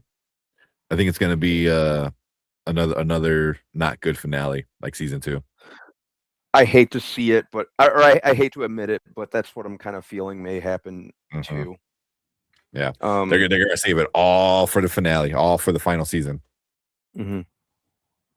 That's exactly what I'm afraid of. Yeah. Okay. Is that if Allison put that abortion tea in Helena's food, I'm gonna be pissed. I hope she didn't. Yeah, I'm feeling they won't end it how it is in the book. I mean, I think it's gonna end the same. It's gonna get to the it's gonna get to the end where it needs to get there, but I don't think it's gonna be the best way to get there. If that makes sense. I don't know. Yeah. All right. What about you, Brian? What do you think about this episode? I think it was a good episode, but I understand the hate. I understand the same thing we just said. What happened in the first 5 episodes?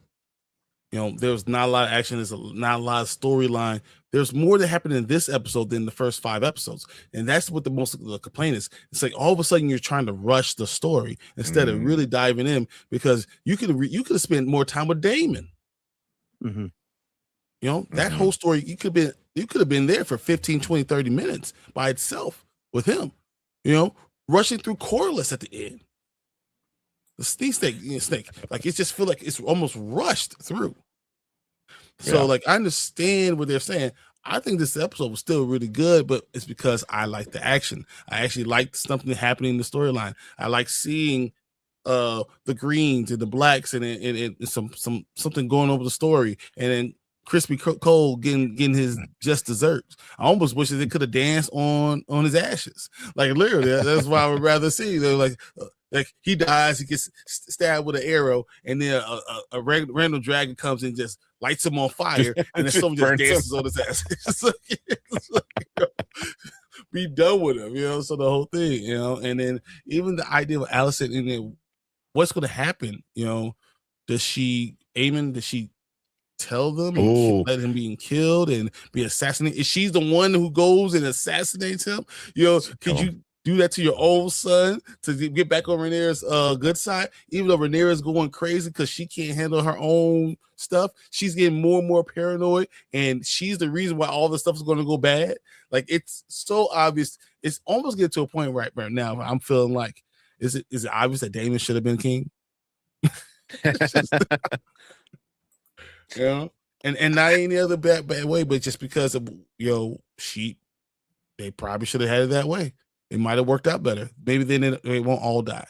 He's a terrible person, but maybe everyone doesn't die at the end. Yeah, I don't know. With Daemon being king, I feel like you just kill everybody and force everyone to kind of do what he wants. Where she's like trying to be like king? Her dad. You know, no, I think she's trying to be like her dad, where it's like, oh, we can all get together and be happy and figure this out. But it's like people aren't happy, you know. So but you're broke. Yeah, she's doing things and she seems weak. Yeah. Like her only experience was of her father, and her father kind of coasted through being king. You know what I mean? Like, had parties, had a good time. Like, he didn't have to worry about anything. So like, she doesn't have anything to go off of. You know, where Allison, like, she was kind of put in there. You know, like dealing with all that towards the end of Venere's life, and then everything after that with her kids and shit like that. So yeah, but even seeing their relationship, I think is really interesting. Allison and Rhaenyra, whatever. Because Allison keeps putting her in these positions. She's like, "Oh, see, I told you you're gonna start doing this." It's like, I'm doing it because you made me do it. Like, you were fine. You were walking to gardens. You were like, pretty much as free as you could be without leaving the actual castle. But you're just like, no, we need to leave. And now it's like, well, now, like, I'm doing this because you forced me to do this. And she's like, "Oh, leave my daughter." She's like, "I can't." Like, so I don't know. Like, that's why Allison sucks. Yeah. From the start, from like all season 1. This all starts because of Allison. Yeah. I whooped that trick in this episode. Get him. Give me 1 second, guys. Get him. All right. Let's go over some comments real quick. Collector said, and I really hope we get the big battle with all the dragons fighting in the air, because that's essential. I think it's basically how all the dragons die. There's no one left. I don't think that's going to happen this season. It seems like they're setting up that for next season. I don't think we're going to get that this season. Like, it's going to happen like the middle of next season, right? And then because everyone's dead now, they go to the battle, and then everything's done by episode 8 or 7. And then episode 8 will tell you how it connects to Game of Thrones. Yeah. Yep. You guys like them most because of Crispy Cole's death. I mean, it probably does. That was a good one. But I enjoyed most of the episode because, like, it just, like, Damon is getting aggravated. I think he's getting really pissed off at Rhaenyra. Is like, my people are dying. I need revenge. We need to start, cutting some heads off. Like, you need to start doing stuff. And she's like, no, and she's still like, I need to be able to stand up for my name. I need to be able to do it. Oh, I got cut on this chair. They're denying me. Shut the F up. Yeah. And he's like, you need to start, doing some fearful stuff, so you got them butting heads a lot. Him with all his guys kind of just quitting on the job, which was wild, so, and I was like, and you think Damon's just gonna let you quit? Yeah, like, you think he's just gonna let you quit? He's like, oh, I'll throw some extra coin at the queen. He's like, no, I need you to fight. Like, they're crazy for thinking he's gonna let them just walk off like that. But like, I thought that was good. The Aemon thing, I'm still like not fully caring about that yet. I don't care about this witch. I feel like the Red Witch in the original Game of Thrones she was like real conniving, and then you kind of like lost where she stood. With this witch, I was like, oh, you just kind of one-tracked mind, and like that's all you care about is just like one thing. It's so weird because Aegon is a better person now, yes, than he ever was as a king. Yeah, like if he were to come back as king, like right now, like I would be like, okay, maybe he might be better. It might be the best the situation. Yeah, is people stop fighting. He's not, he's not Joffrey. He kind of like learned how to be humble a little bit and stuff. So, so. It's like absolute power corrupts absolutely. And that's what he found out. But now that he doesn't have any powers, he's a much more decent man, but he's probably the best of all the worlds. Yeah. I mean, he's not a good guy by any means. Don't get me wrong. He's just better, So I'm not saying like he's gonna like be, this benevolent, like merciful king. He just won't kill you right away. But better than he was before. Better than he was before. Yes. Yeah, for sure. I think he's willing to listen to people. Before, he didn't really do that much. I always remember him being very like, this is what I want and this is how it's going to happen. Isn't it more like he always why he died? or He's quote raised unquote. in this castle. He never understood other people, so it's hard for you to, if you don't understand other people, to be thoughtful about this. Because if he made different choices, Aemon would never became Aemon, the Aemon he is. Yeah. He's the one that created a monster. Yeah. Agree. Yeah. Let's see. Allison has been trying to kill her kids since season 2. Yeah. It'll be really bad because something happens between Damon and Aemon. I'm sorry, my speech text is not saying everything. No, I know. I mean, they've been building up for that fight for a long time. For a long time. And Probably for 3 since season 1. episodes, you see Aemon just kind of cowering and all this stuff. Like, come on, Uh-huh. man, let's move things. So, like, I feel like they could have got to the same point in episode 6, but spread out some of the timing. I feel like the timing it doesn't flow well. Yeah. I didn't think about it, but I guess like I can see it kind of rushing. But also, I know we were talking about it before. It was like after this week, there's only 8 to about 10 to 12 more episodes for the whole show. So it's probably definitely 10 episodes left. I was gonna say more towards 10 than 12 because next season is probably gonna be 8. But just say if they want to be nice and give us 10. But I mean that's not a lot. That's not a lot. You're talking about 10 to 12 more hours, and then they have to wrap everything up. And we still have a lot of story to get through. So I wouldn't be surprised from here on out. It's gonna be a lot of rush. A lot of Russian stuff. And it feels that way, though. It feels rushed. Yeah. Yeah. Like, kind of like they were kind of figuring things out as they went along rather than kind of having a strategy or plan in place before they even started the writing process overall.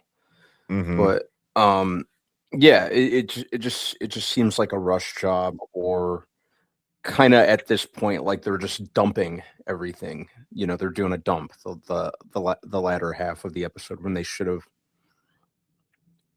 been more balanced. I agree. Mm-hmm. Don't know how they knew Allison and Helena were stuck in the secret passage. Yeah, I never got that. Unless they use it all the time. Maybe that's how they move around. Maybe it's like Disney. You never see the Disney cast members like move around. They always like use underground tunnels. It's like you have like the knights or like the staff, move around the castle that way. So I don't know. I like when Damon threw the cup at the guy. That was he was being a smartass. He was being a smartass to somebody I would not want to be a smartass to. It's like, bro. But Dan Fogler? Fogler? Yeah. I'm so happy he showed up in the show because unexpected. So unexpected. Yeah. That was the very last thing that I had expected. Yeah. So, but yeah, he's a dumbass being. I'm like, you need to not be a smartass to Damon. You want to be dead soon, huh? Exactly. I mean, that's he has to know at this point. It's like, oh, you're set up to be the scapegoat anyway. Yep. So he's like, I guess either way, he's gonna die. Aegon was like, you're just telling me what I want to hear. I'm not listening to you. Yeah. When he asked the guy, but even that, what was it, last episode, I think, when Lord Foot guy, told him, like, he was like, hey, I gotta tell you, you're a shitty person. He goes, not just a shitty king, a person. Like, you are not a good person. And I think it hit him. He kind of like, wait, what? And because he was never told that. He was always coddled his whole life. So, but now he's out in the real world. He's all burnt up. It's like, hey, man, time to hear the truth. So it's hard to listen to, but you gotta hear it. This is what it is. Yeah, agreed. Aemon made out his mom better smooch the witch. Yeah. Somebody who's not your family. But he is a Targaryen, so This is what they do. They what they inbreed. do. Big facts, big facts. I think those dragon eggs are the last 3 of them ends up going to Dany. That's what I thought. I if anybody knows any lore, are those the 3 dragons that Dany ends up with in Game of Thrones? That'd be cool. That makes sense. I like that. Yeah. Power would never corrupt me. Just kidding. Totally. He's like, I already got a list. So absolute power corrupts absolutely. Or you live long enough, you live long enough as the hero that you become the villain. There you go. So yeah, 8 episodes of season 4. Is that what they already announced it? So, Makes sense. Yep. In George R. Martin left the show like he's no longer helping with it. He left it after season 2, after they did with the end. Really? So he's not even showing up to the set and stuff anymore. Well, I mean, what is he gonna? Is he gonna write about something? Like you gonna write a book? You gonna finish the story? I mean, I was gonna say he needs to finish the damn story before he dies, or at least pay somebody to finish the story and put your name on it. Ghostwrite it. Yeah. Give it to Stephen King. He writes like 100 books a year anyway. When Veneers died, the show decreased in quality overall. Even with Matt Smith, like it was serious. It was the whole thing about him dying. That's kind of the straw that broke the camel's back. For me, season 1 was so good. Season 1 was like the best because he died in season 1, didn't he? Mm-hmm. Yeah. Season 2 started off all right, but ever since after that, season 1 was the best, and ever since it's kind of been going a little down for me. So after Damien threw the cup at the guy, he was, I won't listen to somebody whose biggest battle is with indigestion. That was good. That was good. But yeah, it was a good episode. I'm trying to think of like because you had Orman, I think his name is. Yeah, Orman. Yeah, and then the one guy figures out like they're all spies. Yeah, and then he pukes. He pukes. Yeah, he pukes. Because I'm like, oh, did he get poisoned? And I forgot. I'm like, oh yeah, he's like sensitive to smells. Well, which is this randomest thing. And it's still ever since I saw somebody say he looks like Dennis from Always Sunny, I can't unsee it. I can't unsee it. Oh my god. I'm broken. I can't. It's just that's all I see. Orman. Yeah, that's and even they kind of act a little bit of the same a little bit sometimes. So yeah. Oh man. Night of Seven Kingdoms is currently the only Game of Thrones show that I'm really invested in. For now, season 1 was good, but season 1 of House of Dragon was the best. You're gonna release like 4 different seasons at the same time. Yeah. Oh man. We do a trailer for next week's episode. Yeah, we can watch that. I don't know if Brian got it up or not. The episode was better than the previous one, but we only had so many left. I liked the last one, but I think this one was the best for sure. I had it up already, so let me just find it. Yeah, bring it up. Yeah, just I don't know. You start seeing everything starting to pile up on itself, and like everyone's kind of doing their own thing, and it's really gonna like just create a big shit show next season. Especially fighting with I know we talked about it before this, but Corlys at the whole ending with Corlys, when he realizes he's like, maybe I did mess up, because his son calls him out. He goes like, what does he say? He tells him like, oh, you're gonna back her, like she won't even make you legitimate. And he's like, how long did it take you? And I was like, you didn't give me. She didn't give birth to me. You did, and you legitimized me, whatever. So all that stuff came from you. Yeah, it's like I was like, you barely called me your son last week. Like you want her to do it in like 5 minutes. Yeah, so that's why I think he's finally realized like, all right, I need to go back and start take care of stuff. But man, Too You late. reap what you sow, bro. You reap what you sow. Too late. You know, and that's exactly what Rhaenyra was saying. Is like he keeps going more south. He keeps getting further away. You know, went a little too far south, and they were just kind of by themselves at that point. And they warned you, so that's what you could do about it. Yeah. So I was like, damn, it just sucks because I did really enjoy that character. So she said, we all kick rocks. Y'all wrong. I don't hate it. Don't get me wrong. I didn't hate it. I just wasn't as invested in this season. You know. Yeah, I definitely don't hate it at all. Yeah. Yeah. I mean, it got me watching it every week, you know. But yeah, now I don't know. But there's a lot of people that just love this season. You know, like the writing is great and this is great and that's great. So I don't think it's that great, but you know, I don't think it's bad either. Yeah. It's just it's hard to compete with Game of Thrones, because for me, Game of Thrones majority of the show was amazing. You know, like majority of up until the end, like it was just episode after episode was just so good. You know, so for like that's the standard. Like this is not hitting that bar, but it's good. It's just not that good. So it could be slow, it could be boring, and usually we could depend on it being decent. Yeah, exactly.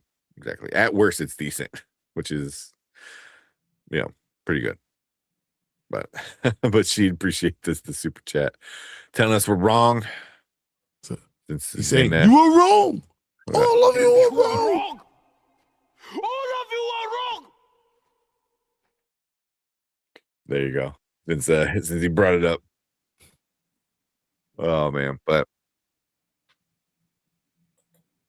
good episode. Any predictions you guys have for the next couple episodes? They ended on a stupid note. Yeah. I hope he doesn't. I hope he doesn't die. We saw him still struggling at the end, so I hope he fights his way out of it. Oh, baby, clinging to that strand of hope. That's a good point. You know, yeah. Until we see like a decapitated head or you know, somebody's actual dead body, it's hard to say that they're dead yet. Yeah. Exactly. Yeah. Like I said, I'll try to compare it to Game of Thrones. I think it's its own separate thing, different story. I mean, it is a different story. It's just it being in the same world, you know, kind of thing. It's just I don't know. It's just missing something. Right? Game of Thrones was just such an epic.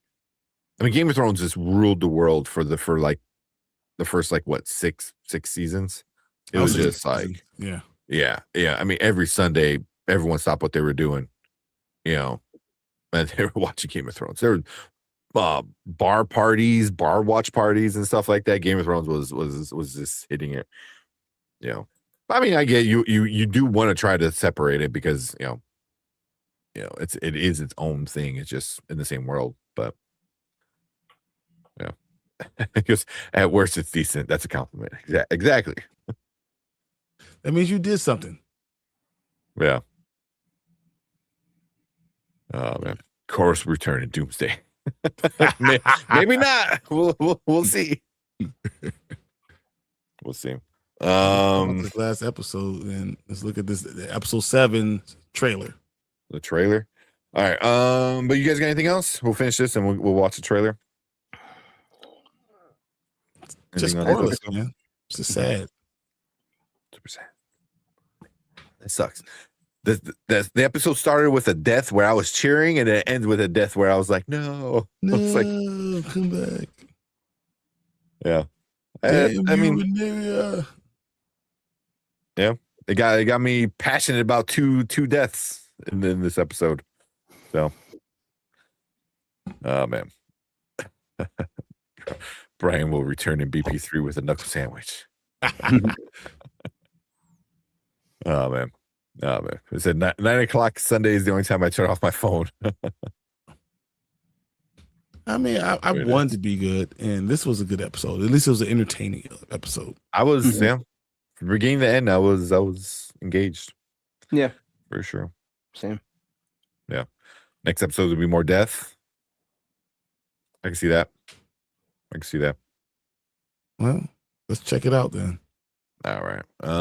So if you're watching live, stick around. If you're watching the replay, leave a comment, hit that like button, hit that subscribe button. And come and join us when we do these reactions, because we always finish off with watching a trailer. But yeah, like I said, if you're watching live, stick around because we're gonna check out this trailer for next week. All right, hit the like subscribe thing. It would not go. Yeah, it's like mine's been a little laggy too. I hit a few things and it dragged. All right, let's check out this trailer. A new dawn is coming.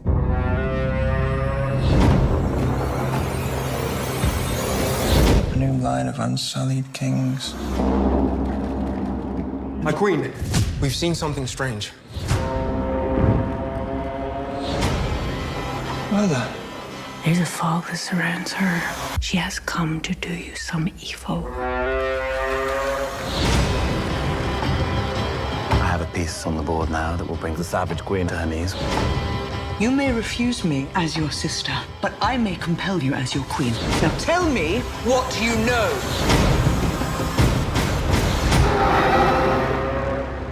I forgot they are sisters. Mm-hmm. I always forget that. It's weird. This We're whole sisters show was weird. Yeah. We're sisters and your best friend, or your mom's my best friend. We used to be real close. Yeah. Eamon looks so weird, man. Does he look like a Gollum with like a sword? Like he's way too thin and lanky, and then he's like been without a shirt for most of this season. I mean, we haven't seen him eat a meal in like 9 days, 12 days. That's true. Like, is she slowly killing him? Eat a cheeseburger, bro. All right. I am kind of curious. I want to know where the hell his dragon went, though. I think we're gonna see Vagar this next episode. Ooh. Like he senses he needs help and comes in. Well, comes in and saves the day. Until he learns how to be more stronger, Vagar is not going to be drawn towards him. He's drawn towards strength and less fear. I like that. Leave Helena alone.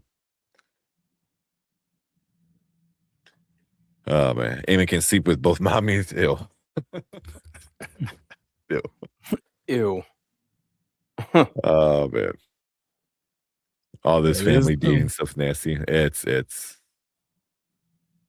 weird. Yeah, she don't get him started. That's what he said earlier. Who's that? Bela in love triangles with uncles. Wait, who's that? Bela with her. Oh, with Eamon. Are they? Yeah. Is that their uncle? It'll be Eamon and Damon. No, I was thinking more Bela with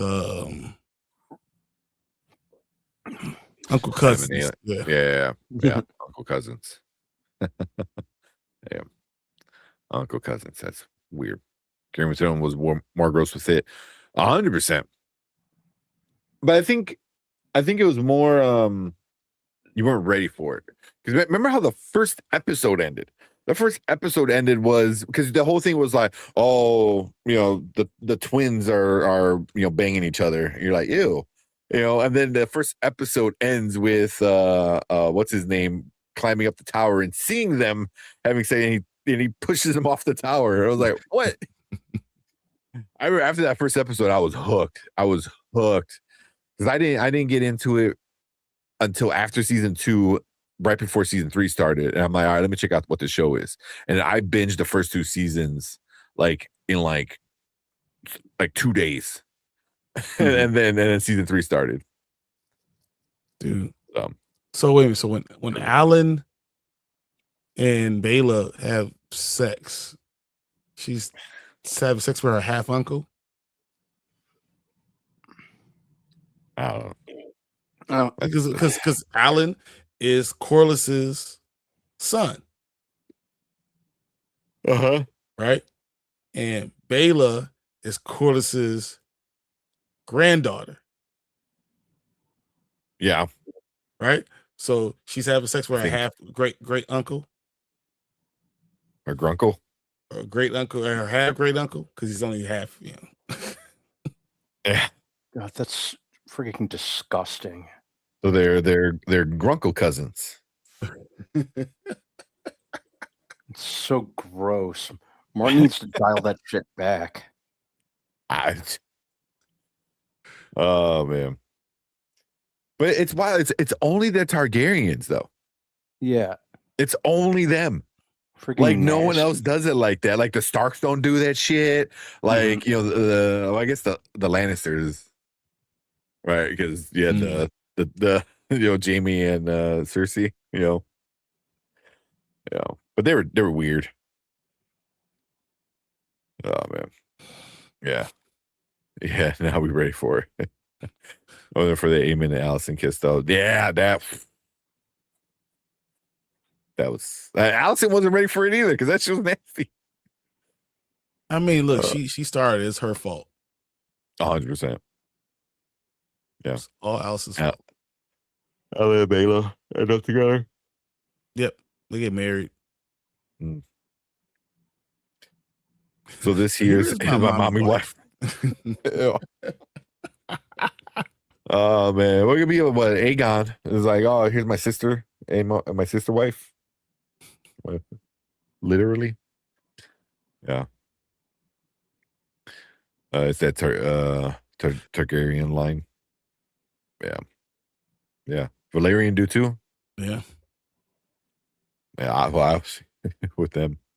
Yeah, everyone did that shit back in the day. I guess.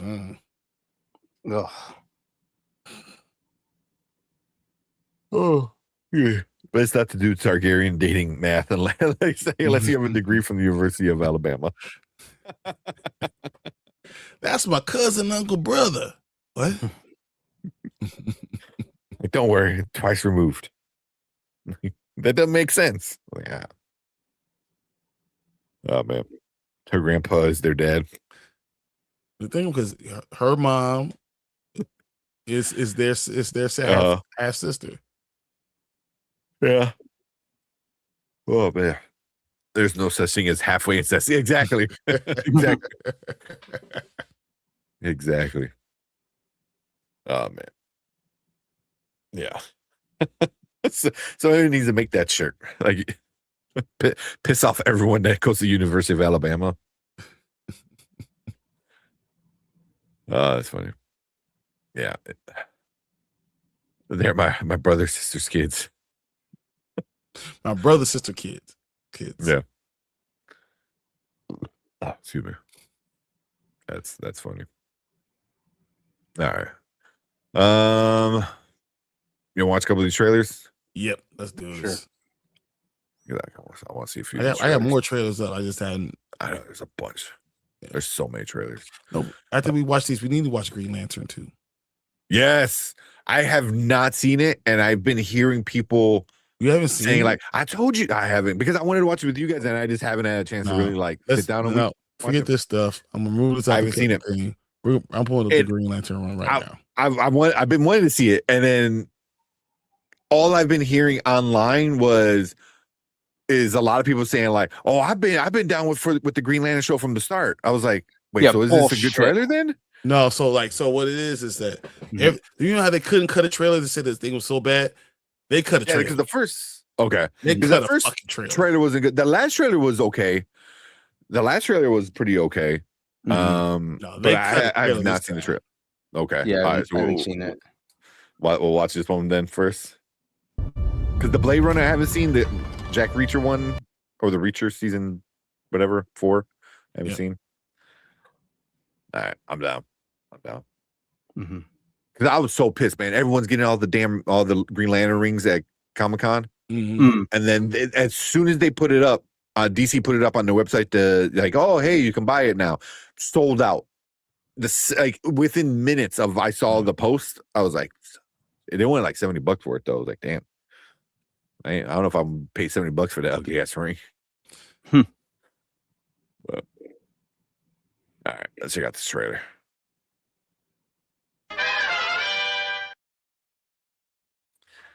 All right, what is up? Welcome back to the Spoiler Kings. We got a trailer reaction for you guys. This one dropped, I believe it was during Comic-Con, right? Yep. Yep. So we are talking about the new Lanterns trailer. This is fire. I can't wait to see you guys see this. Yeah, let me see if I can find a good. That's that one. All right, never mind. All right, so let's check this out. I haven't seen it yet. So.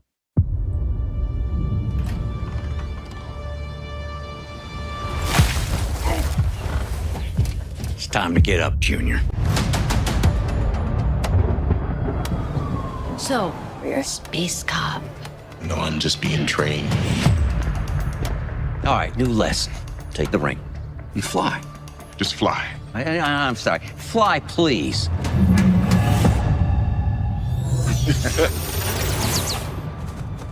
What's that? Hey, make You're the something. backup quarterback. For now.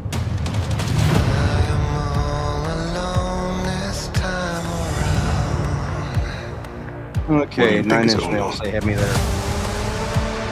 It's no accident we're here. These victims are gonna end up being alien. Based on what? I have a feeling. He has a feeling. I think this is more than just a feeling. This is a threat no one's ever seen before. Oh, that's cool. What do you know about manhunters? Huh? Where'd you hear that word? What? Manhunters are the most dangerous beings to ever exist in the galaxy. They could take the form of any species. So it could be anyone. He's gonna send an army to put you down.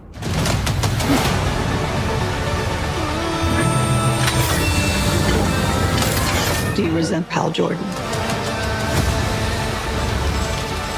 The ring's always been mine.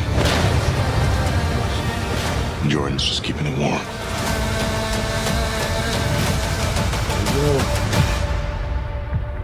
Sinestro. You don't really believe he's your backup, do you, Hal? No. Let's say what he actually is. My replacement.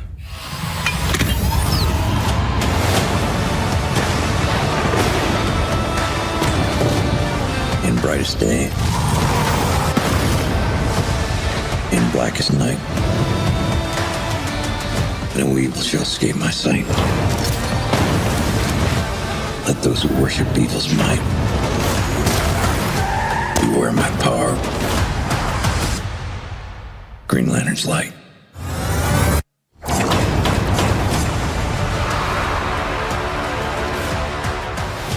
How about a beer?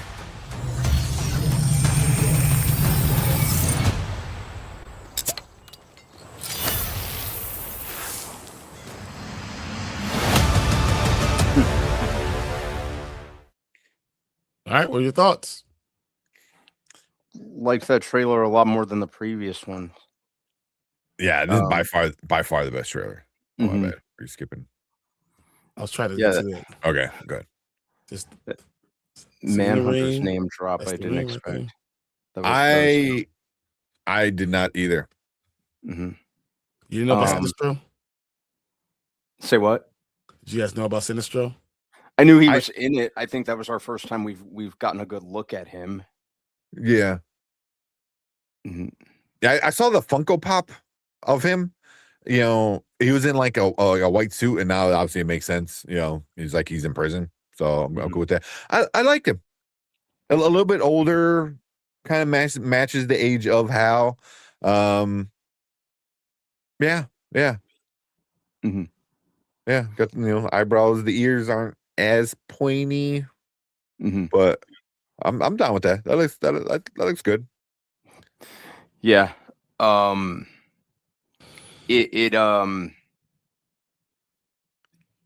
It sold me more on the character of John. I like that he was a little more centralized in this trailer than previously.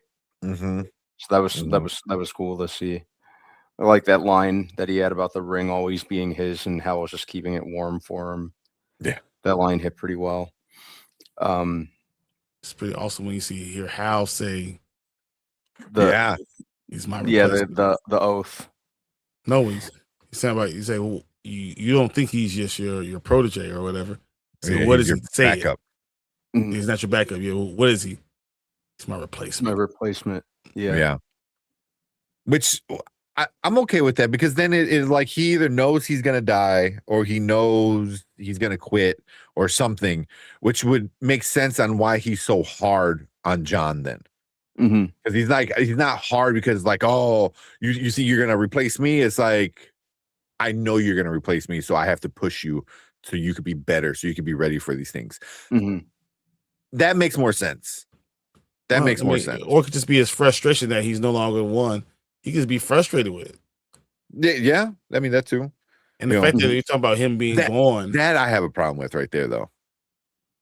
Like, there you go, right? The clip of him blasting the car. Like, Hal wouldn't just shoot some blasters. Like, he would like literally make a hand and grab it and like flip it over. Like doing a blast doesn't make sense when you have a ring that can do anything. It's like, as good as your imagination is, it could do it. Yeah, that's why I was like, he wouldn't just do a blast. It would turn like a spring, or make a hand, or make a ramp, that has it like deter. I feel like this kind of a little cheap. You guys like the Manhunters? That was awesome. And it kind of makes it a little more galactic. More galactic, more backstory too, because if they're changing it though, because they're like, oh, the Manhunters can shapeshift. That's why I'm thinking for a second, I was like, wait, Martian Manhunter kind of thing, but I'm like, no. Then you see the red, kind of thing. So they're changing the Manhunters, with stuff like that, which I'm okay with it. That's fine. You want, they're the most deadliest, killing machines ever. So it's like have them do that is fine. But introducing the Manhunters early on in a Lanterns like kind of thing, like really starts to explore the lore of like the universe of the DC universe and like of the Lanterns and stuff. We haven't seen any Guardians yet. I'm kind of curious to see the Guardians, because obviously I think once people start once we find out as a viewer, like, oh, they're the Manhunters, I feel like they're gonna kind of do a flashback of like Hal finding out, what they are from the Guardians, or something like that. Because there's got to be like some lore dump of who the Manhunters are and why they're not good. Yeah. Right. But I wasn't ready for that. I do like that though a lot. It makes sense. It makes sense. Are you gonna be upset when you find out Hal dies in the first episode? I did hear that. Probably not. I mean, because most of this movie is a movie, this TV show. It should be a movie. It's just about dealing with the trauma and then of your the guy who trained you not liking you and then being left alone without getting fully trained, and him accepting Hal for who he is, and John also accepting who he is. Yeah. I think finding out too, if like, oh, he was hard on me because he wanted me to be better than him, or something like that. I feel like it's not going to be he was jealous. or like he hated me because I was replacing him. Like I'm like, no, I hope they don't go down that road. I hope they don't go down that road. I think once again, the idea that I didn't want to be replaced, yet the ring chose him, and I have to acknowledge it. Mm-hmm. But even that whole idea of like there's only one ring. I was like, what? It's not. There's not. Like there's literally not. Like there's thousands of rings. Even on Earth, there's like what 7, 8 at this point or whatever. So I think obviously it's building up to some drama kind of stuff. If he dies, that'd be an interesting way. Oh, he's to introduce episode. He's dead. Yeah, but then you can introduce Parallax, down the road, and then you get Sinestro coming in, and then you can start doing some of that stuff, of all the different lanterns. Yep. So because that might be a good way to get the stupid haircut off of Guy Gardner's head is he becomes a Red Lantern, and he gets maybe a new haircut when he becomes a Red Lantern for a little while. So yeah, but it is a good trailer. I had a few issues with them, nothing major, just little things here and there. But this, I enjoy who the bad guys are.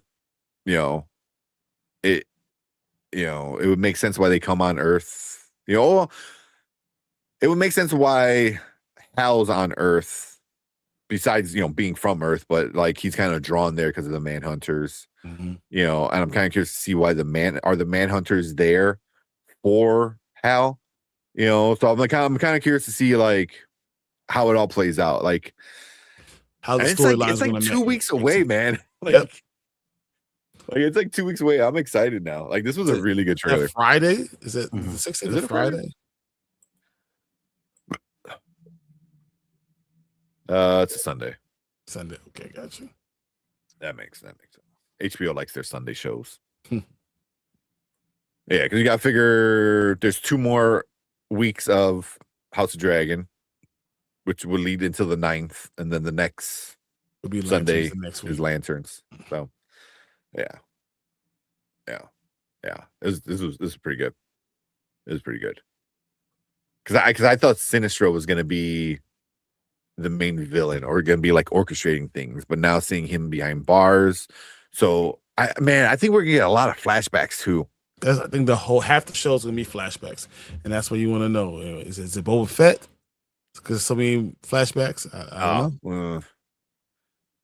Yeah, because if he dies in the first episode and everything, and then everything after that is all flashbacks.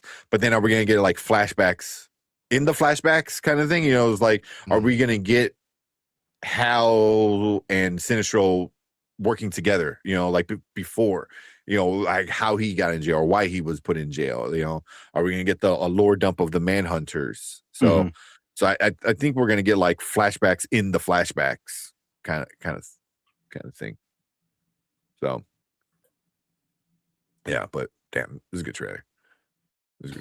I was worried for a while, man. I was worried. I was like, because those last couple ones were not hitting for me. So no, I agree. Yeah, I was just very like meh with the previous trailers, and happy they finally put out one that really this one won me over for sure. Yeah. Still not in love with his suit. I don't like his suit. I understand.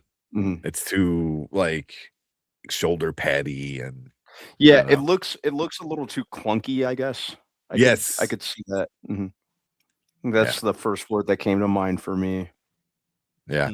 I'm hoping that's why they're keeping John's suit a little bit more hush hush, is maybe we get more comic book accurate suits, because everything else they've done so far in the DCU has been fairly comic book accurate, even stuff we see coming in the future with Lex in his armor is like, that's like straight from the comic book. So hopefully, we get a cool suit for once. We get a cool suit. I wonder if the creative decision with this suit is just to kind of reinforce the fact that Hal's been doing this for quite some time, presumably, and that's why it looks so clunky and worn. Yeah. So I wonder if that's the reason behind that.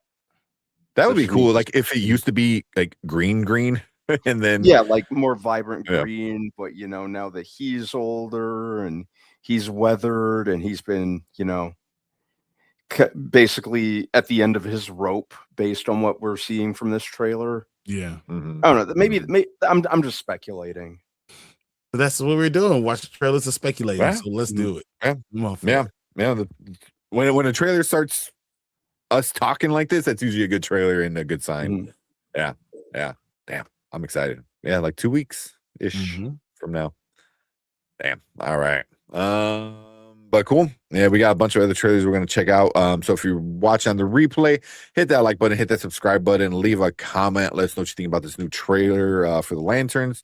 Are you gonna be watching it? We're gonna be breaking it down on Mondays, so make sure you come and join us on the 17th for us talking about this show. And we appreciate all you guys in the live chat. You guys are awesome. Stick around because we're getting into all of your comments right now.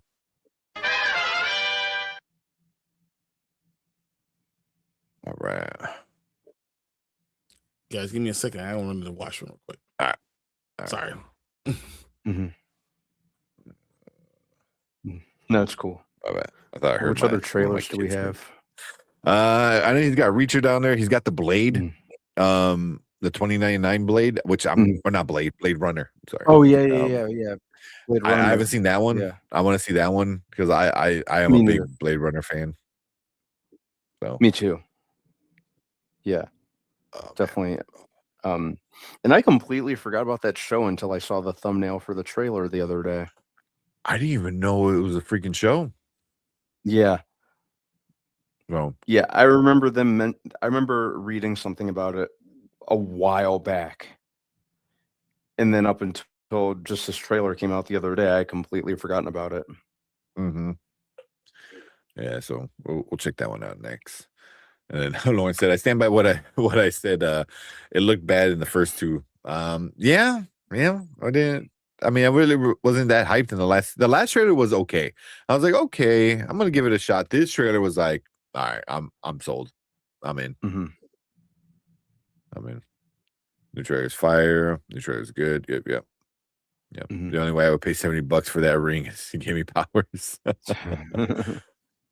Yeah, it would be cool to have, but it's not a good looking ring. Also, No, was there 2 rings in here? Let me bring that up real quick. Are there? I only caught just the one. Yeah, so shit. So at the end when he's cracking the bottle, you see that ring, right? Yeah.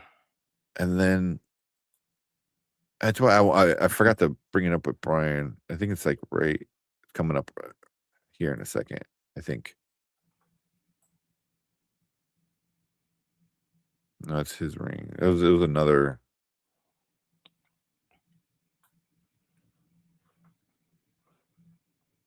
Like I'm curious to see where is that Oa? Is he on Oa there? Like is that the central battery? Like I'm so curious about like everything now.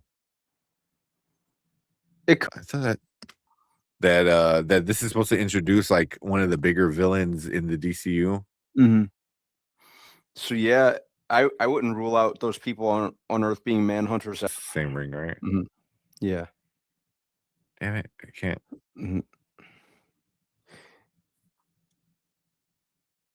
Definitely looking forward to seeing their approach to this. With it mostly being set with them trying to solve a like a mystery on Earth, which I'm fine with. In this case, because it still seems like they're not abandoning the intergalactic aspect of it, and it seems like there will be a decent balance there. Yeah. Yeah, because I know they talked about an actress being one of the Guardians, so I know they're gonna have like the Guardians in it some way. So I'm kind of curious. See how it does it. He said apparently Sinestro never calls him Hal. Yep, that's the rumor. That I didn't hear. Bob versus I'm still hesitant. Yeah, I mean, it could turn to crap, but trailer wise, it was a good trailer. It was a good trailer. They had a hard time cutting something like that. Feels like they had to go back and film a lot of stuff. Maybe. And not that they changed the story, but at least the way that it was going about. Yeah. Yeah. Oh man. Yeah. But I was told the ring was meant for John, but Hal stole it. That'd be interesting. That'd be really interesting if that's how it goes. But how? Yeah. Because I believe whose story was it where the original Green Lantern, well, besides what's his name, the actual like Green Lantern Corps Green Lantern was Hal, and then when they needed a replacement, it was supposed to be John, and then I forgot. I think John got hurt or something, and then Guy it went to Guy instead. So John was supposed to be the backup, but it went up to the backup of the backup instead. And then John eventually got his, and then now what? Then you got Kyle. Then you got who the hell loves Guy? In certain storylines he has his moments, but for the most part, like I never liked Guy. John was always the best. Kyle, I never liked Kyle. I still don't fucking like Kyle. Yeah. I don't know how I feel about Kyle, because when I started reading the Green Lantern comics, like when I was a kid, Kyle was like the main Lantern. So really, yes. He was like, I mean, in the 90s, he was like he was the main one. Yeah. But then you know what? After that, I took a Green Lantern break. My next exposure to him was not until Jon Stewart entered the picture in the Justice League animated series. That's what made me really start warming to the character and really becoming fond of him. And then I started going back and reading different comics. Like, you know, that's how I was really introduced to Hal Jordan also. So, but yeah, I still think, I'd rank it John, then Hal, then Kyle, then Guy. Guy. Well, you know, I almost put Guy before Kyle. I put Guy before Kyle. I hate Kyle. Yeah, like because even in like the new Green Lantern Corps run, I'm really fond of what they're doing with Guy. Like I think he's a lot better written than what I'm used to. So I don't know. I might almost put Guy before Kyle. I would say I would say Guy got better after a Blackest Night. After Blackest Night, you know, Guy has even before then. I would say ever since Hal Jordan came back in Rebirth, Guy got better because they teamed up Guy and John a lot more. Yeah, and those guys they balance each other well in the comic books, you know, in the Green Lantern Corps and stuff like that.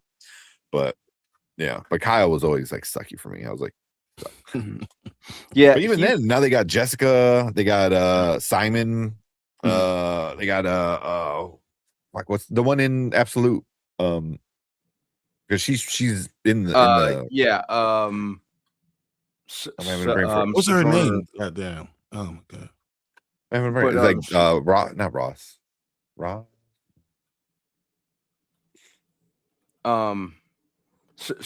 Joe. She goes by Joe. Joe. Yeah. Joe. Yeah. Thank you. Yeah. Yeah. I like Jessica a lot. Yeah. Simon, just I don't know, that stupid mask of his just he uses a gun. I was like, why do you use a gun? Friggin' BDSM mask that he constantly wears. So TJ said, I'm confused about Manhunters. The only one I know is John Johns as Martian Manhunter. So yeah. I never understood why they called it Martian Manhunter.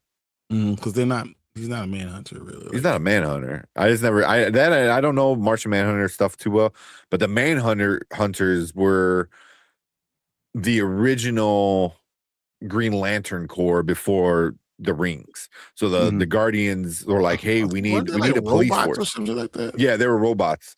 They were robots, and they were like basically like they were the police of the universe. But then very much like robots, when you say like, hey, protect the universe, they start going a little haywire, and they're like, hey, well, in order to protect the universe, we need to kill a bunch of people, so they started going on a murdering spree. They killed all of Sector 666, just the entire sector. They just genocided an entire sector. And then that was when the Guardians were like, whoa, wait, we fucked up. And then that's when they created the rings, to help stop the Manhunters and then replace them. So, well, so they're a little pissed. There's in the comic books, there's not many left. They're kind of like relics that randomly get found, and they're very, very dangerous. So here it looks like they might change it a little bit. They didn't shapeshift. They were just red and white fucking beast looking monster. Not monster, kind of combine Manhunters and the Martian Manhunter, saying they're the same. Yeah. Yeah, that's why I was kind of wondering why with the shape-shifting kind of thing. So yeah, I don't know. So we'll see. I mean, we'll see how that plays out. But yeah, but Manhunters in the comics are pretty, like whenever they pop up, they're gonna. I always think of Manhunter. I think of T1000s.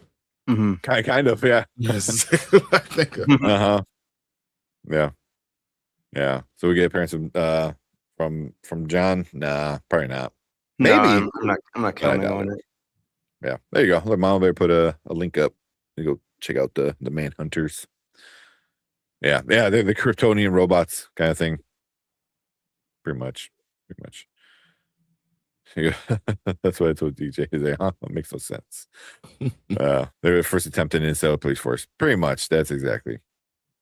So, hey, I can offer to fix guy's haircut. Yeah.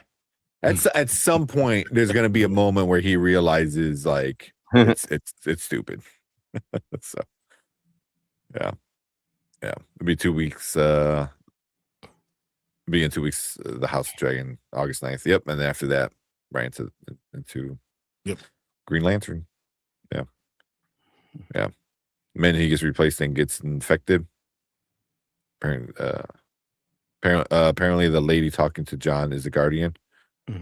Oh, that'd be interesting. Yeah, that's cool. They instead of saying they know I really want is. the little short blue floating, guys. But we'll see. I forgot. There's only like one female Guardian. I can't remember. It started with a G. Can't remember her name. I can't remember. But her and another dude, another Guardian, they split off and they create the blue lanterns. Where they're all about hope. But the thing is, like their whole power is powering up other lanterns. Specifically the Green Lanterns. So I was like, cool. So I don't have a power. My power is to make you more powerful. Like, that's funny. All right, let's check out another one of these trailers. If Gunn was smart, he should have used Kyle or Jessica. Jessica probably is a little too new. I mean, she's been around for a while, but not as long as Kyle. But not. I mean, Kyle has his following, but Kyle's fucking lame. Yeah. I like the ones that they decided to go with for this. Helen John. Helen John. You throw a guy in there, to be doing his own guy thing. Yeah. My first exposure to Manhunter's Green Lantern Earth 1. Oh man, I haven't read that. I've read that story. I haven't read it in a while. I gotta remember how that one go. Because I think the Green Lantern Earth 1 is kind of the inspiration for his suit, for Hal's suit. Kind of like bulky like that. I think that's what they said. I think I heard that. Yeah. You could tell it's just that's how it is. All right. Let's check out this Blade Runner trailer. Get ready.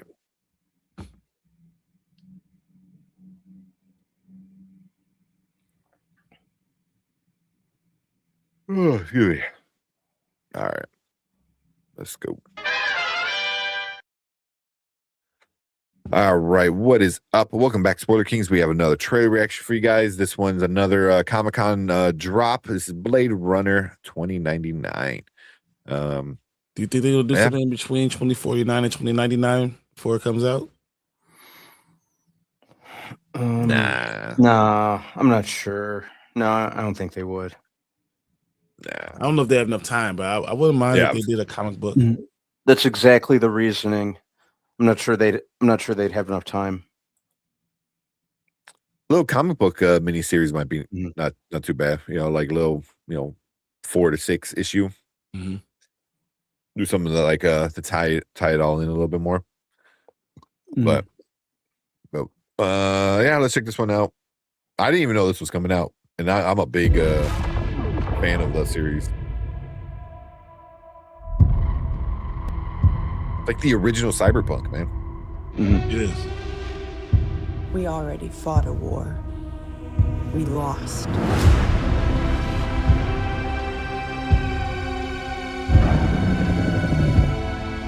Replicants. They keep taking it all away.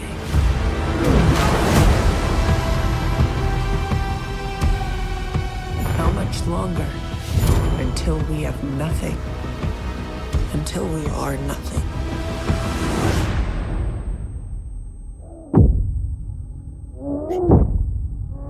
Oh, Jesus.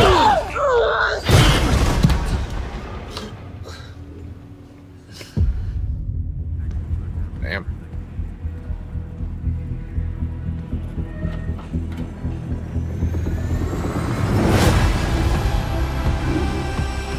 The old world forever fights to come back. Humans want what was taken from them.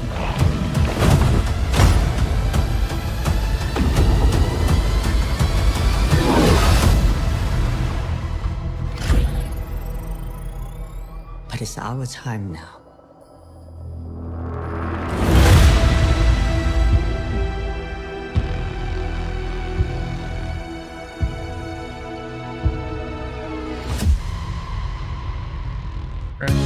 November, not too far out.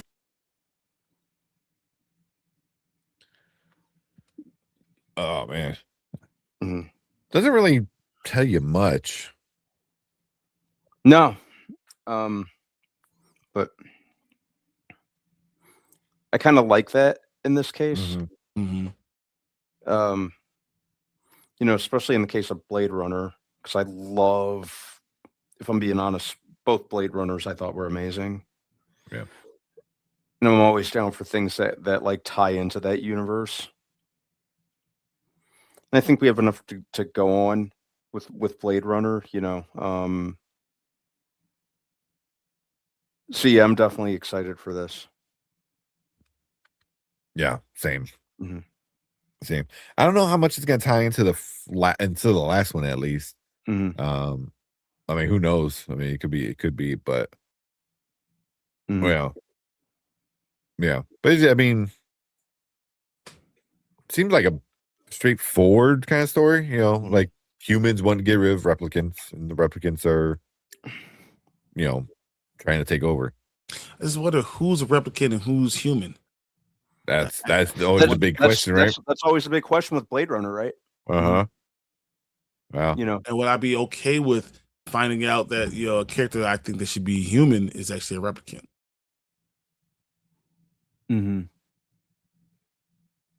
Yeah. Like, I mean, because that's even like the first one. The second one was a little bit more straightforward. Like, it didn't. I don't think the second one it hid as much as like, oh, are they? Is this person? I think it kind of told you a little bit, which kind of was one of the downfalls for me. But yeah, that's always the kind of thing is like who is and who isn't. So But I mean, it seems like Michelle Yeoh is one, right? Because she's like, "Oh, this is our time." So, so I wonder if it's going to focus more on a replicant. Who knows she's a replicant and trying to take over. Yep. Well, That might be a good idea that could work. Focusing on a replicant. I feel like they've done it before though.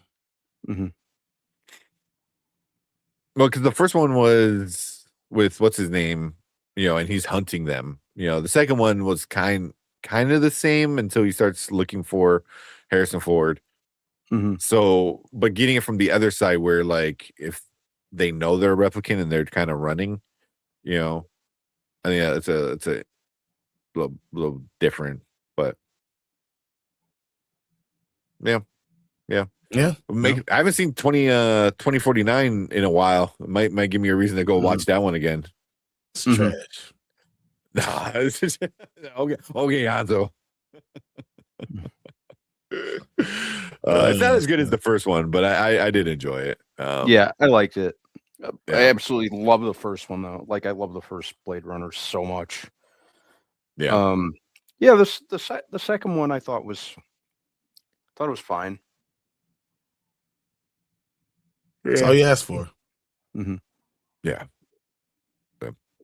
I might check this out. They said they won't do a second season. Oh, really? So it's just like a one done? One off. Really, Scott and Michelle Yeoh? Exactly.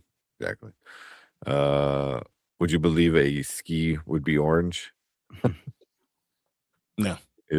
She says, I'm there. Orange is my favorite color, so I would believe it. Yeah. So I'll probably get another trailer or two before this drops, but it's a nice introduction. Yeah. It's I'm assuming it's a teaser, so it's a little, reminder of, the world we're in with this story and stuff like that. But I'm down. I like it.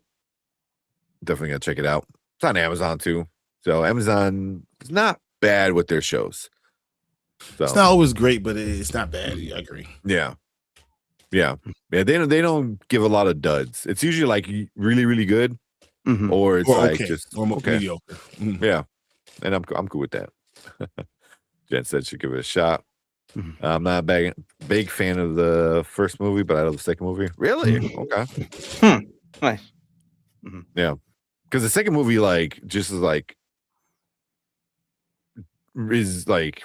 follows I don't want to say exactly, like it has to deal with like the stuff from the first one like so much. So sorry, Sky, I'm getting tired. It was a joke. Sorry. Your Sky was orange not too long ago. Yeah, and then we dealt with it down in America. Yeah, 100%. All this stuff. Yeah, they knew not to put this out in theaters. Yeah, it screams to me made for TV movie. Yeah, which is fine. I think we might be able to get a better story, like Brandman says, like if you want a more in-depth kind of fleshed out story, just make a show. Yeah, give us 8 hours instead of just 2. Apple TV has bangers. Yeah, Apple TV, it's guaranteed. Like it's Apple TV. Yeah, it's gonna be good. Yeah. And they renew stuff like unlike Netflix and cuts it off by canceling it. Yep. Yeah. Ted Lasso. I think Ted Lasso is 3 more seasons. They signed up for 3 seasons. So that's starting soon too. So it's gonna be some good stuff coming up. Be fun. But cool, yeah. Blade Runner 2099 on Prime on Amazon. So we'll be checking it out in November. Probably get another trailer or two, so we'll check those out as they drop. But we want to hear from you guys. So if you're watching on the replay, hit that like button, hit that subscribe button right down there. Leave a comment. Let us know what you think about this trailer. Let us know what you think about the original movie, the sequel, all that fun stuff with the Blade Runner series. And we appreciate everyone coming in, hanging out in the live chat. You guys stick around because we're going to move on to our next topic.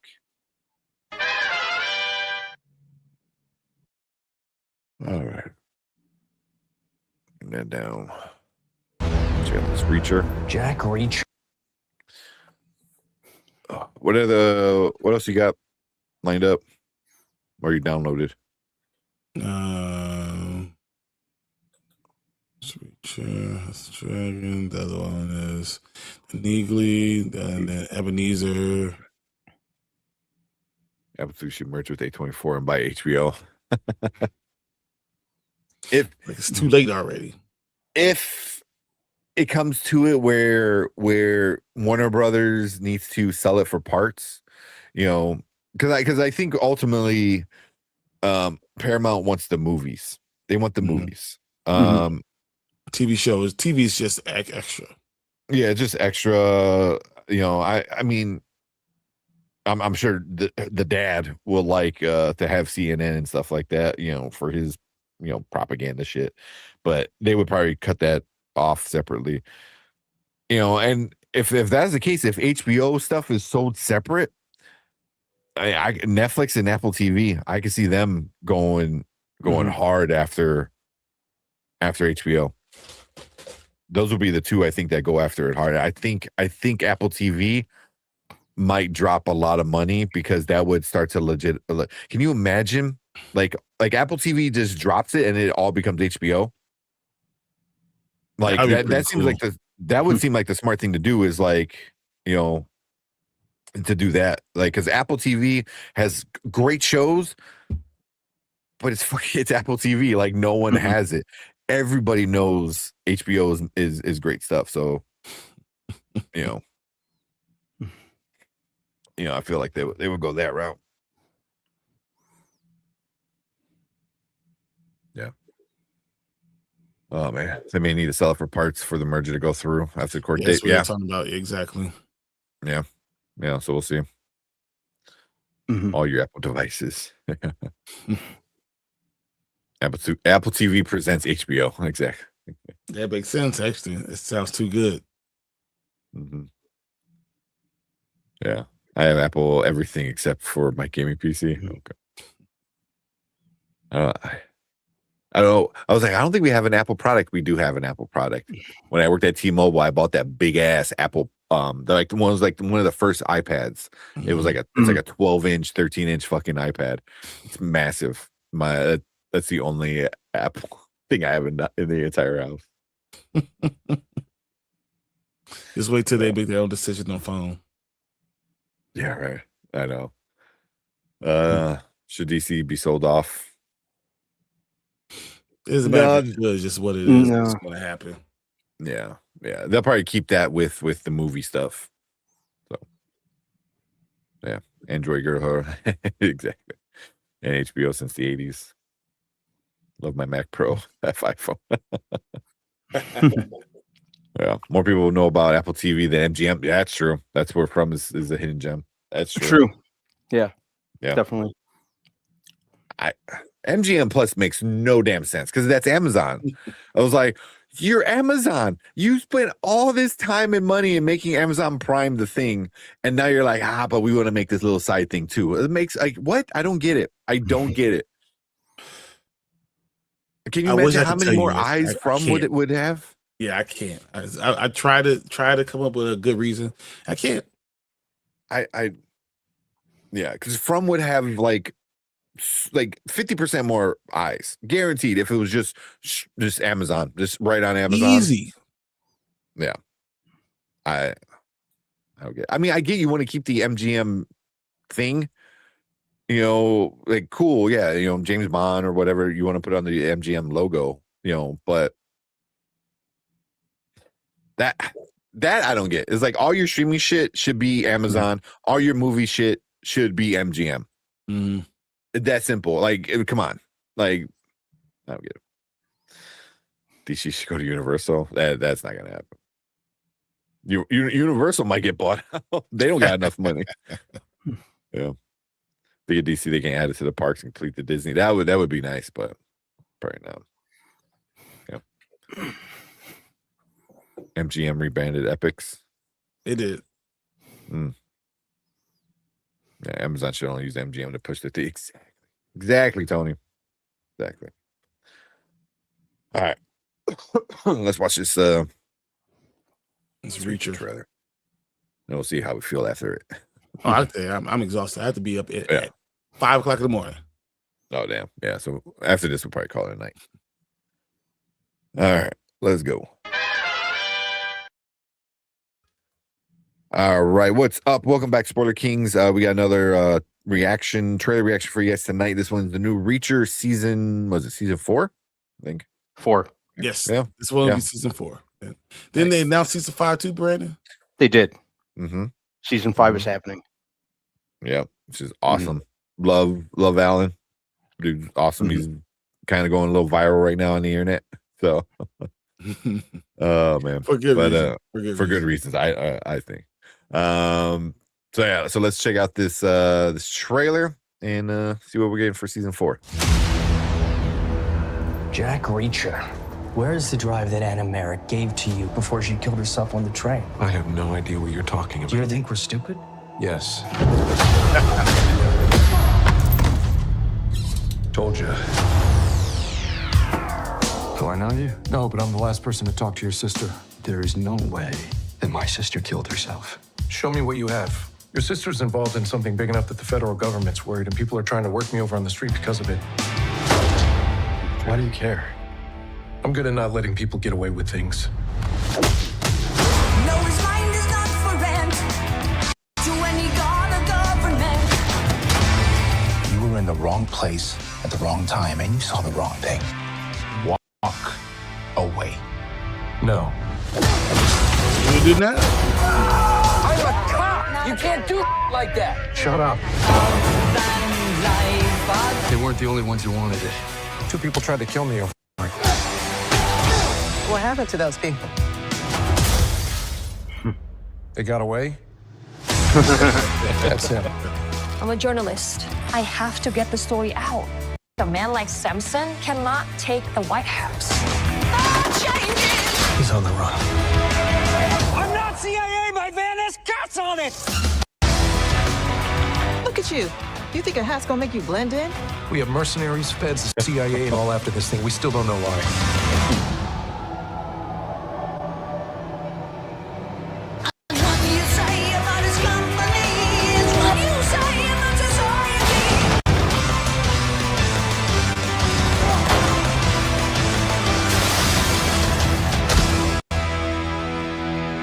Damn, August.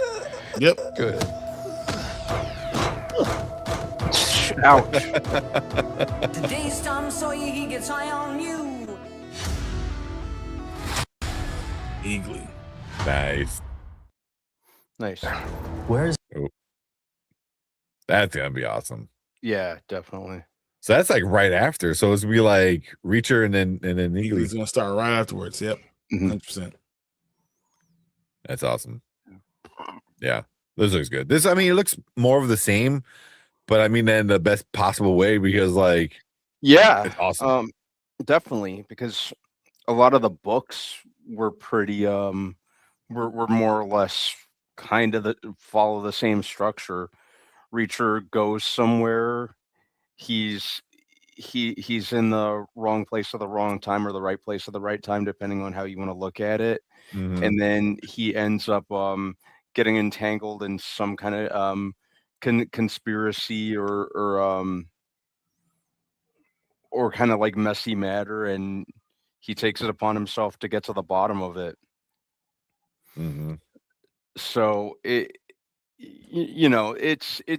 I like how I like the old school vibe this show has, and each season has been very much to the point. They don't waste any time with the pacing or story wise. They don't waste any time either. Like I said, like we've said multiple times, they have an absolutely perfect casting in Alan Ritchson for this role. So I'll watch as many as many seasons as they Allow him to make. be it. Don't bring back Tom. No disrespect to the great Tom Cruise, but he wasn't Jack Reacher. That was just generic Tom Cruise action movie. I can't even refer to those as Jack Reacher, no matter how much they tried to convince me. It's like, oh, hey, this guy should be like, 6'6" and built like, the Hulk. Brick House, exactly. And your first thought is Tom Cruise. Yeah, like what were they even doing with that? Yeah, he can do no wrong. Mhm. Okay. Yeah, but no, Alan Richardson is freaking awesome. You know, and everything he's done, I've always had a good time watching him. You know, whether it be Thad to Reacher. You know, so yeah, Thad was my first like real exposure to him. I think Well, I know I think most of everybody's. Yeah. Oh well, I know no, he was Aquaman on Smallville. Smallville. He was in Hunger Games for a little bit. I don't think he said a word in Hunger Games. I don't but think he did either. he was in there. Yeah. Yeah. So It helps him to this yeah. day, though. Like, it still helps him. Mhm. Brand Oh, yeah. recognition and all that stuff, being in those things. So yeah. Yeah. So even in the Titans show, he was Hawk. You know, the Oh, Hawk he and sure Dove. was Hawk. Yeah, yeah, yeah. He was Hawk. You know, and that was good. So yeah, he's he's good. He's funny. You know, here he's a great action star. You know, and I think his comedy kind of background with being sad, kind of allows him to be like the sarcastic kind of thing. Is like when in the trailer, like, oh, he got away. Like. Like you need to be able to sell it as like being sarcastic and funny a little bit. So yeah, he does a good job. There's been times on this show where I think like his line delivery, you can kind of hear a little bit of Thad slipping out from time to time. Yeah, every so often. Yeah, but yeah, Thad was. I thought he was so hilarious on Blue Mountain State. Yeah. It's like a total bro series. 100%. I was in that phase of my life anyway. I had a little bit of a bro phase. For real, bro. Yeah.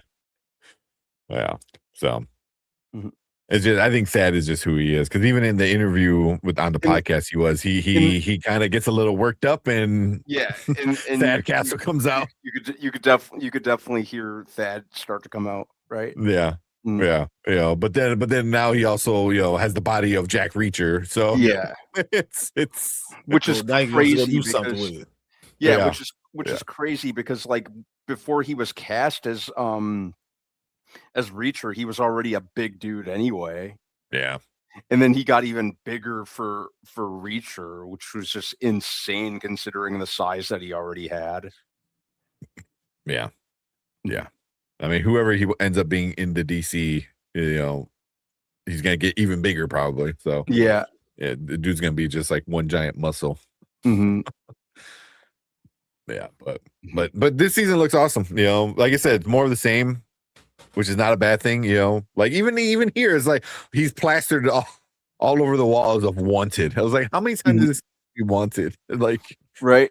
You give him a job. Like, you go ahead, take the job and get it going. Exactly.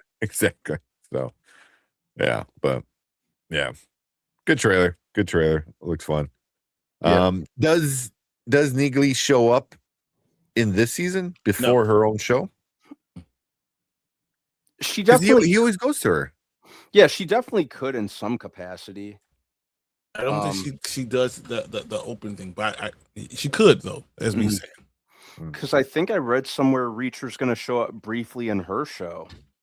That makes sense. I could definitely see that one. That makes sense. I mean, on a story wise, but also on like a marketing wise, makes sense. Yeah. But yeah, what was it? August 12th or something like that? 12th. Yes, August 12th. Yeah. So, damn, man, August is gonna have a bunch of stuff coming out. I cannot wait, man. Going from all the summer stuff, look how fucking jacked he is, just right there, just like right. Yeah, I know one part she's like, "Oh, you think a hat is gonna disguise you from being normal?"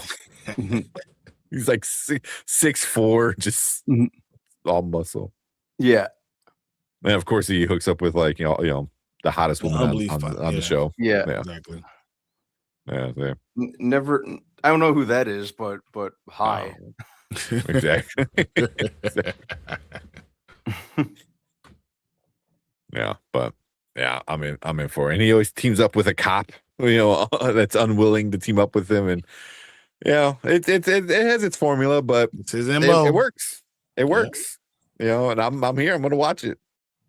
So, but yeah, we'll probably be breaking these down as well when the show comes out. But we want to hear from you guys. So if you're watching on the replay, there it is. It's super jacked. And he always ends up like half naked in at least one episode. So yeah. But cool. Yeah.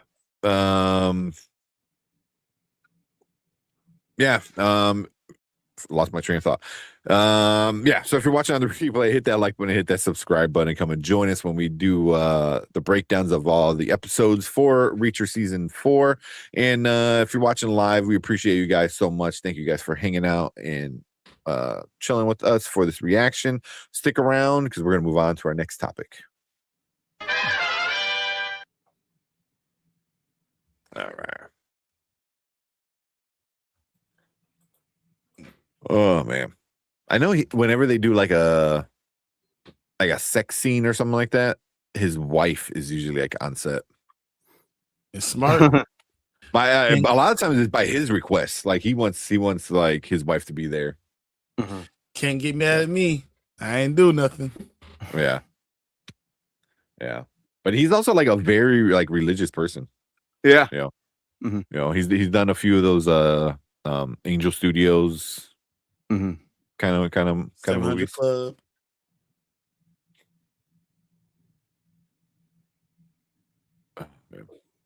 The 700 Club, you leave your TV on free form too long. Oh, this I had no idea.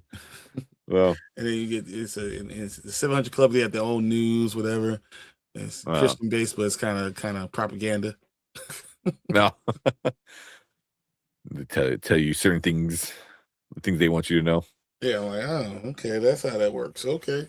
Yeah, because he seems like super like down to earth. Like the dude's tatted up. The dude's got like obviously you don't see it in the show, but he's got a bunch of tattoos. I didn't even know he had those many. That's cool. Yeah, like both arms. Like he's got like all the way down like to his, I think past his wrist, like going into his hand. Really? So, yeah, he's got. That's the thing that I would do. Yeah, get a bunch of tattoos. Yep. Especially if I knew I could be on TV on camera. Let's go. Hey, there's some makeup on. Let me be Jack. If I had money, I would have so much more tattoos. I already told my wife I would have so much more tattoos. Tattoos are so expensive. I have that, and I probably need to lose another like 40 pounds, and then start getting get some tattoos. Man, there's a bunch of fucking spiders down here, man. They're coming for you. I know. You know about Thursday. Trying to bite you, turn you to the next Spider-Man. It would be Spider-Man. I'll end up looking like the one from fucking Spider Noir, though. That's the problem. Oh man, where you at? Is Monopoly not a thing? F these buyouts. yeah, it's bad. It's like the rules don't matter anymore. Yeah. Expanse started filming in 2014. I told everyone way back then. 2014, man. Oh man, that's why I gotta read some of. I gotta get on those books. There's a definite time jump, and it's crazy. I gotta get on those books. Sony was the only one who didn't waste their money on streaming, but bet big on Crunchyroll, which they got from Warner Bros. And AT&T. Oh, Sony owns Crunchyroll? I always thought Warner Bros. Owned Crunchyroll, but I didn't know they got it from them. Not now. Well, so Sony, I mean, it makes sense. It's like they're like, why are we gonna spend all this money, waste all this money when we could just lease out all our shit? And then you guys, Netflix can have it for 5 years, and then we'll get money. And who wants to spend on this? And they'll have this. So, yeah. And right now, Sony was the only one of the only companies still making Blu-rays. Yeah. So we'll see how that goes because they're not making games anymore. So the machines that make them. So yeah, I don't know what they're gonna do. Yeah. I know Disney third partied out their DVD and DVD production to Sony. So that makes sense. Yeah. WB stay getting bought. Yeah. Love Reacher. Yeah, Reacher's awesome. Reacher is awesome. Yeah, and Alan Richardson playing Reacher is even better. Yeah. Yeah. Put me in for the school year. Well. How is Alan Richardson? I want to keep him playing Reacher until he's at least 50. First and foremost, before we answer that, I want to clear the air about this man's last name. His last name is Richson, Ritchson. Yeah. Put some respect on his name. But yeah, I think he's only like 42, 43. 43. Yeah. Yeah. And yeah, and I know there's tons of books.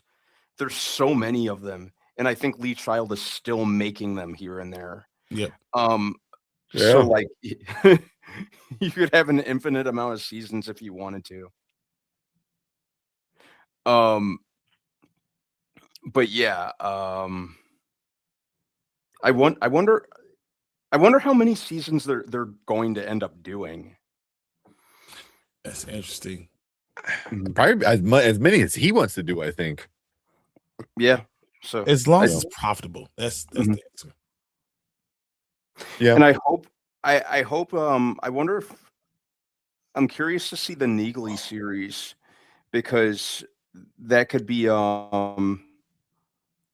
if that one lands, I'd definitely watch more than one season of that too. All right. Yeah. Because I like her as a character. Yeah. Oh yeah, she's a badass. Yeah. I gotta see Motor City. The new one that he came out in this weekend. Because I heard there's like no dialogue in this movie. Like he like I heard like he says like a handful of lines and then that's it. And I was like, okay, like I'm down for that. Like just have him just whooping ass like for 2 hours. Same. So whooping ass and taking names, but he doesn't know any words, so he can't take any more names. Yeah. His vocabulary is very limited. So oh man. Yeah, I'm with you. I will watch every season they put out. Everyone's misspelling. That's Richson. How are so many people fucking up his last name? That's hilarious to me. Because you hear Richardson and you're just like Richardson, kind of. Yeah. It makes sense about why you think it. I have no problem with it. Because like Richardson is not too common, where Richardson is more common. Yeah. So yeah, he was in the Hunger Games. Again, didn't talk at all, I don't think. So no, he had no lines. He had no line. Yeah. You see the interview I sent you? He asked about the Comic-Con playing Batman. Yeah. Yeah. You confirm he's not playing Batman, but he is talking about playing another character. Yeah. He was popping up. I guess he was on the Dax Shepard podcast today that came out, and I want to see because he says he discusses the motorcycle incident. I was like, ooh, because he's never said anything about it really. Yeah, he's nothing. Yeah, he's kept quiet about it. Yeah, probably. So I'm kind of curious. The best smart thing to do. Oh yeah, because it worked out in his benefit. Like, well, yeah, the best. Yeah, the GoPro footage that he took. Thank goodness he had that. That spoke for itself. Yeah, and then that British dude was just a fucking dickhead. Yeah. Well. Yeah, people just really need to leave people alone. Seriously. That's not going to happen. That's never going to happen. Somebody's always going to get butthurt about something. But that's the thing is like you made up this scenario in your head, like, oh, he was driving reckless and he was speeding, and then the video comes out, it was like he was doing neither of those things. So it was like you were getting mad at shit you had in your head. You know what I mean? Like, Yeah, just and that's usually the case. yeah, and just even unfortunately, we got to deal with people like that just in everyday life when we're dude. Like on Saturday night, this is way off topic. Saturday night, I was coming home. Some freaking dude followed me off the red line. Oh my god! And oh really? It was like a teenage kid. And he was wearing a mask and like kind of like a beanie. And I think one of his I think maybe some of his buddies like put him up to it because like he was walking behind me and he was kind of shuffling and he looked kind of super nervous and shaky. And I just kind of kept looking at him because I wasn't even out that late. And I was walking home, walking across the street. He was walking behind me and you could tell like he was shuffling. So I just turned around and looked at him and I just went, "Go home." and he kind of turned around and kind of hung his head down and just kind of shuffled off. Jeez, I don't want to have to beat the brakes off you. Go home. Yeah. But yeah, some people out there, dude. But anyway, no. I know I veered way off topic. But yeah, with Reacher, I'd as long as the show kind of feels fresh. Unk alert. Seriously, just call me Unk. I don't know if that's damn those chain teenagers. I don't know. Don't her writing or because the jewels you have to pick like an emote that goes with it. Mm-hmm. And I don't know if she wrote that or if that was just the emote. Mm. So, I don't know. That's funny. Yeah, what else? Yeah. But those darn teenagers. Exactly. For a normal day for minorities. Exactly. Who are you telling? Just living. Mm-hmm. Oh man, where we live in. Yeah. Mm-hmm. Oh man. I'm seeing Thursday. Go see Spider-Man, and she's seeing the new movie with Ellen Richardson. I'm not sure, but that one. Sorry if his name is coming out wrong. It's Texas speech. Gotcha. Yeah, no worries. Mm-hmm. Yeah. So, all right, let's get out of here. Yeah, I'm gonna pass out so hard. Yeah, 32 books. In my restaurant. Mm-hmm. All right. What are you doing at the restaurant? You said I have Culver's coming out to the restaurant. They coming out to meet me in Ravenswood, and then damn, Wrigley, and then Pullman. But then I'm not gonna. My GM is not in Pullman, so I have to get up really early. Make sure Pullman's okay. Drive to Ravenswood, meet them there in Wrigley, and then be in Pullman. So yeah. Damn. All right. Yeah, you're definitely. You just said something earlier, man. We could have ended this like an hour ago. All right. I spent an hour talking about T'Challa, so come on.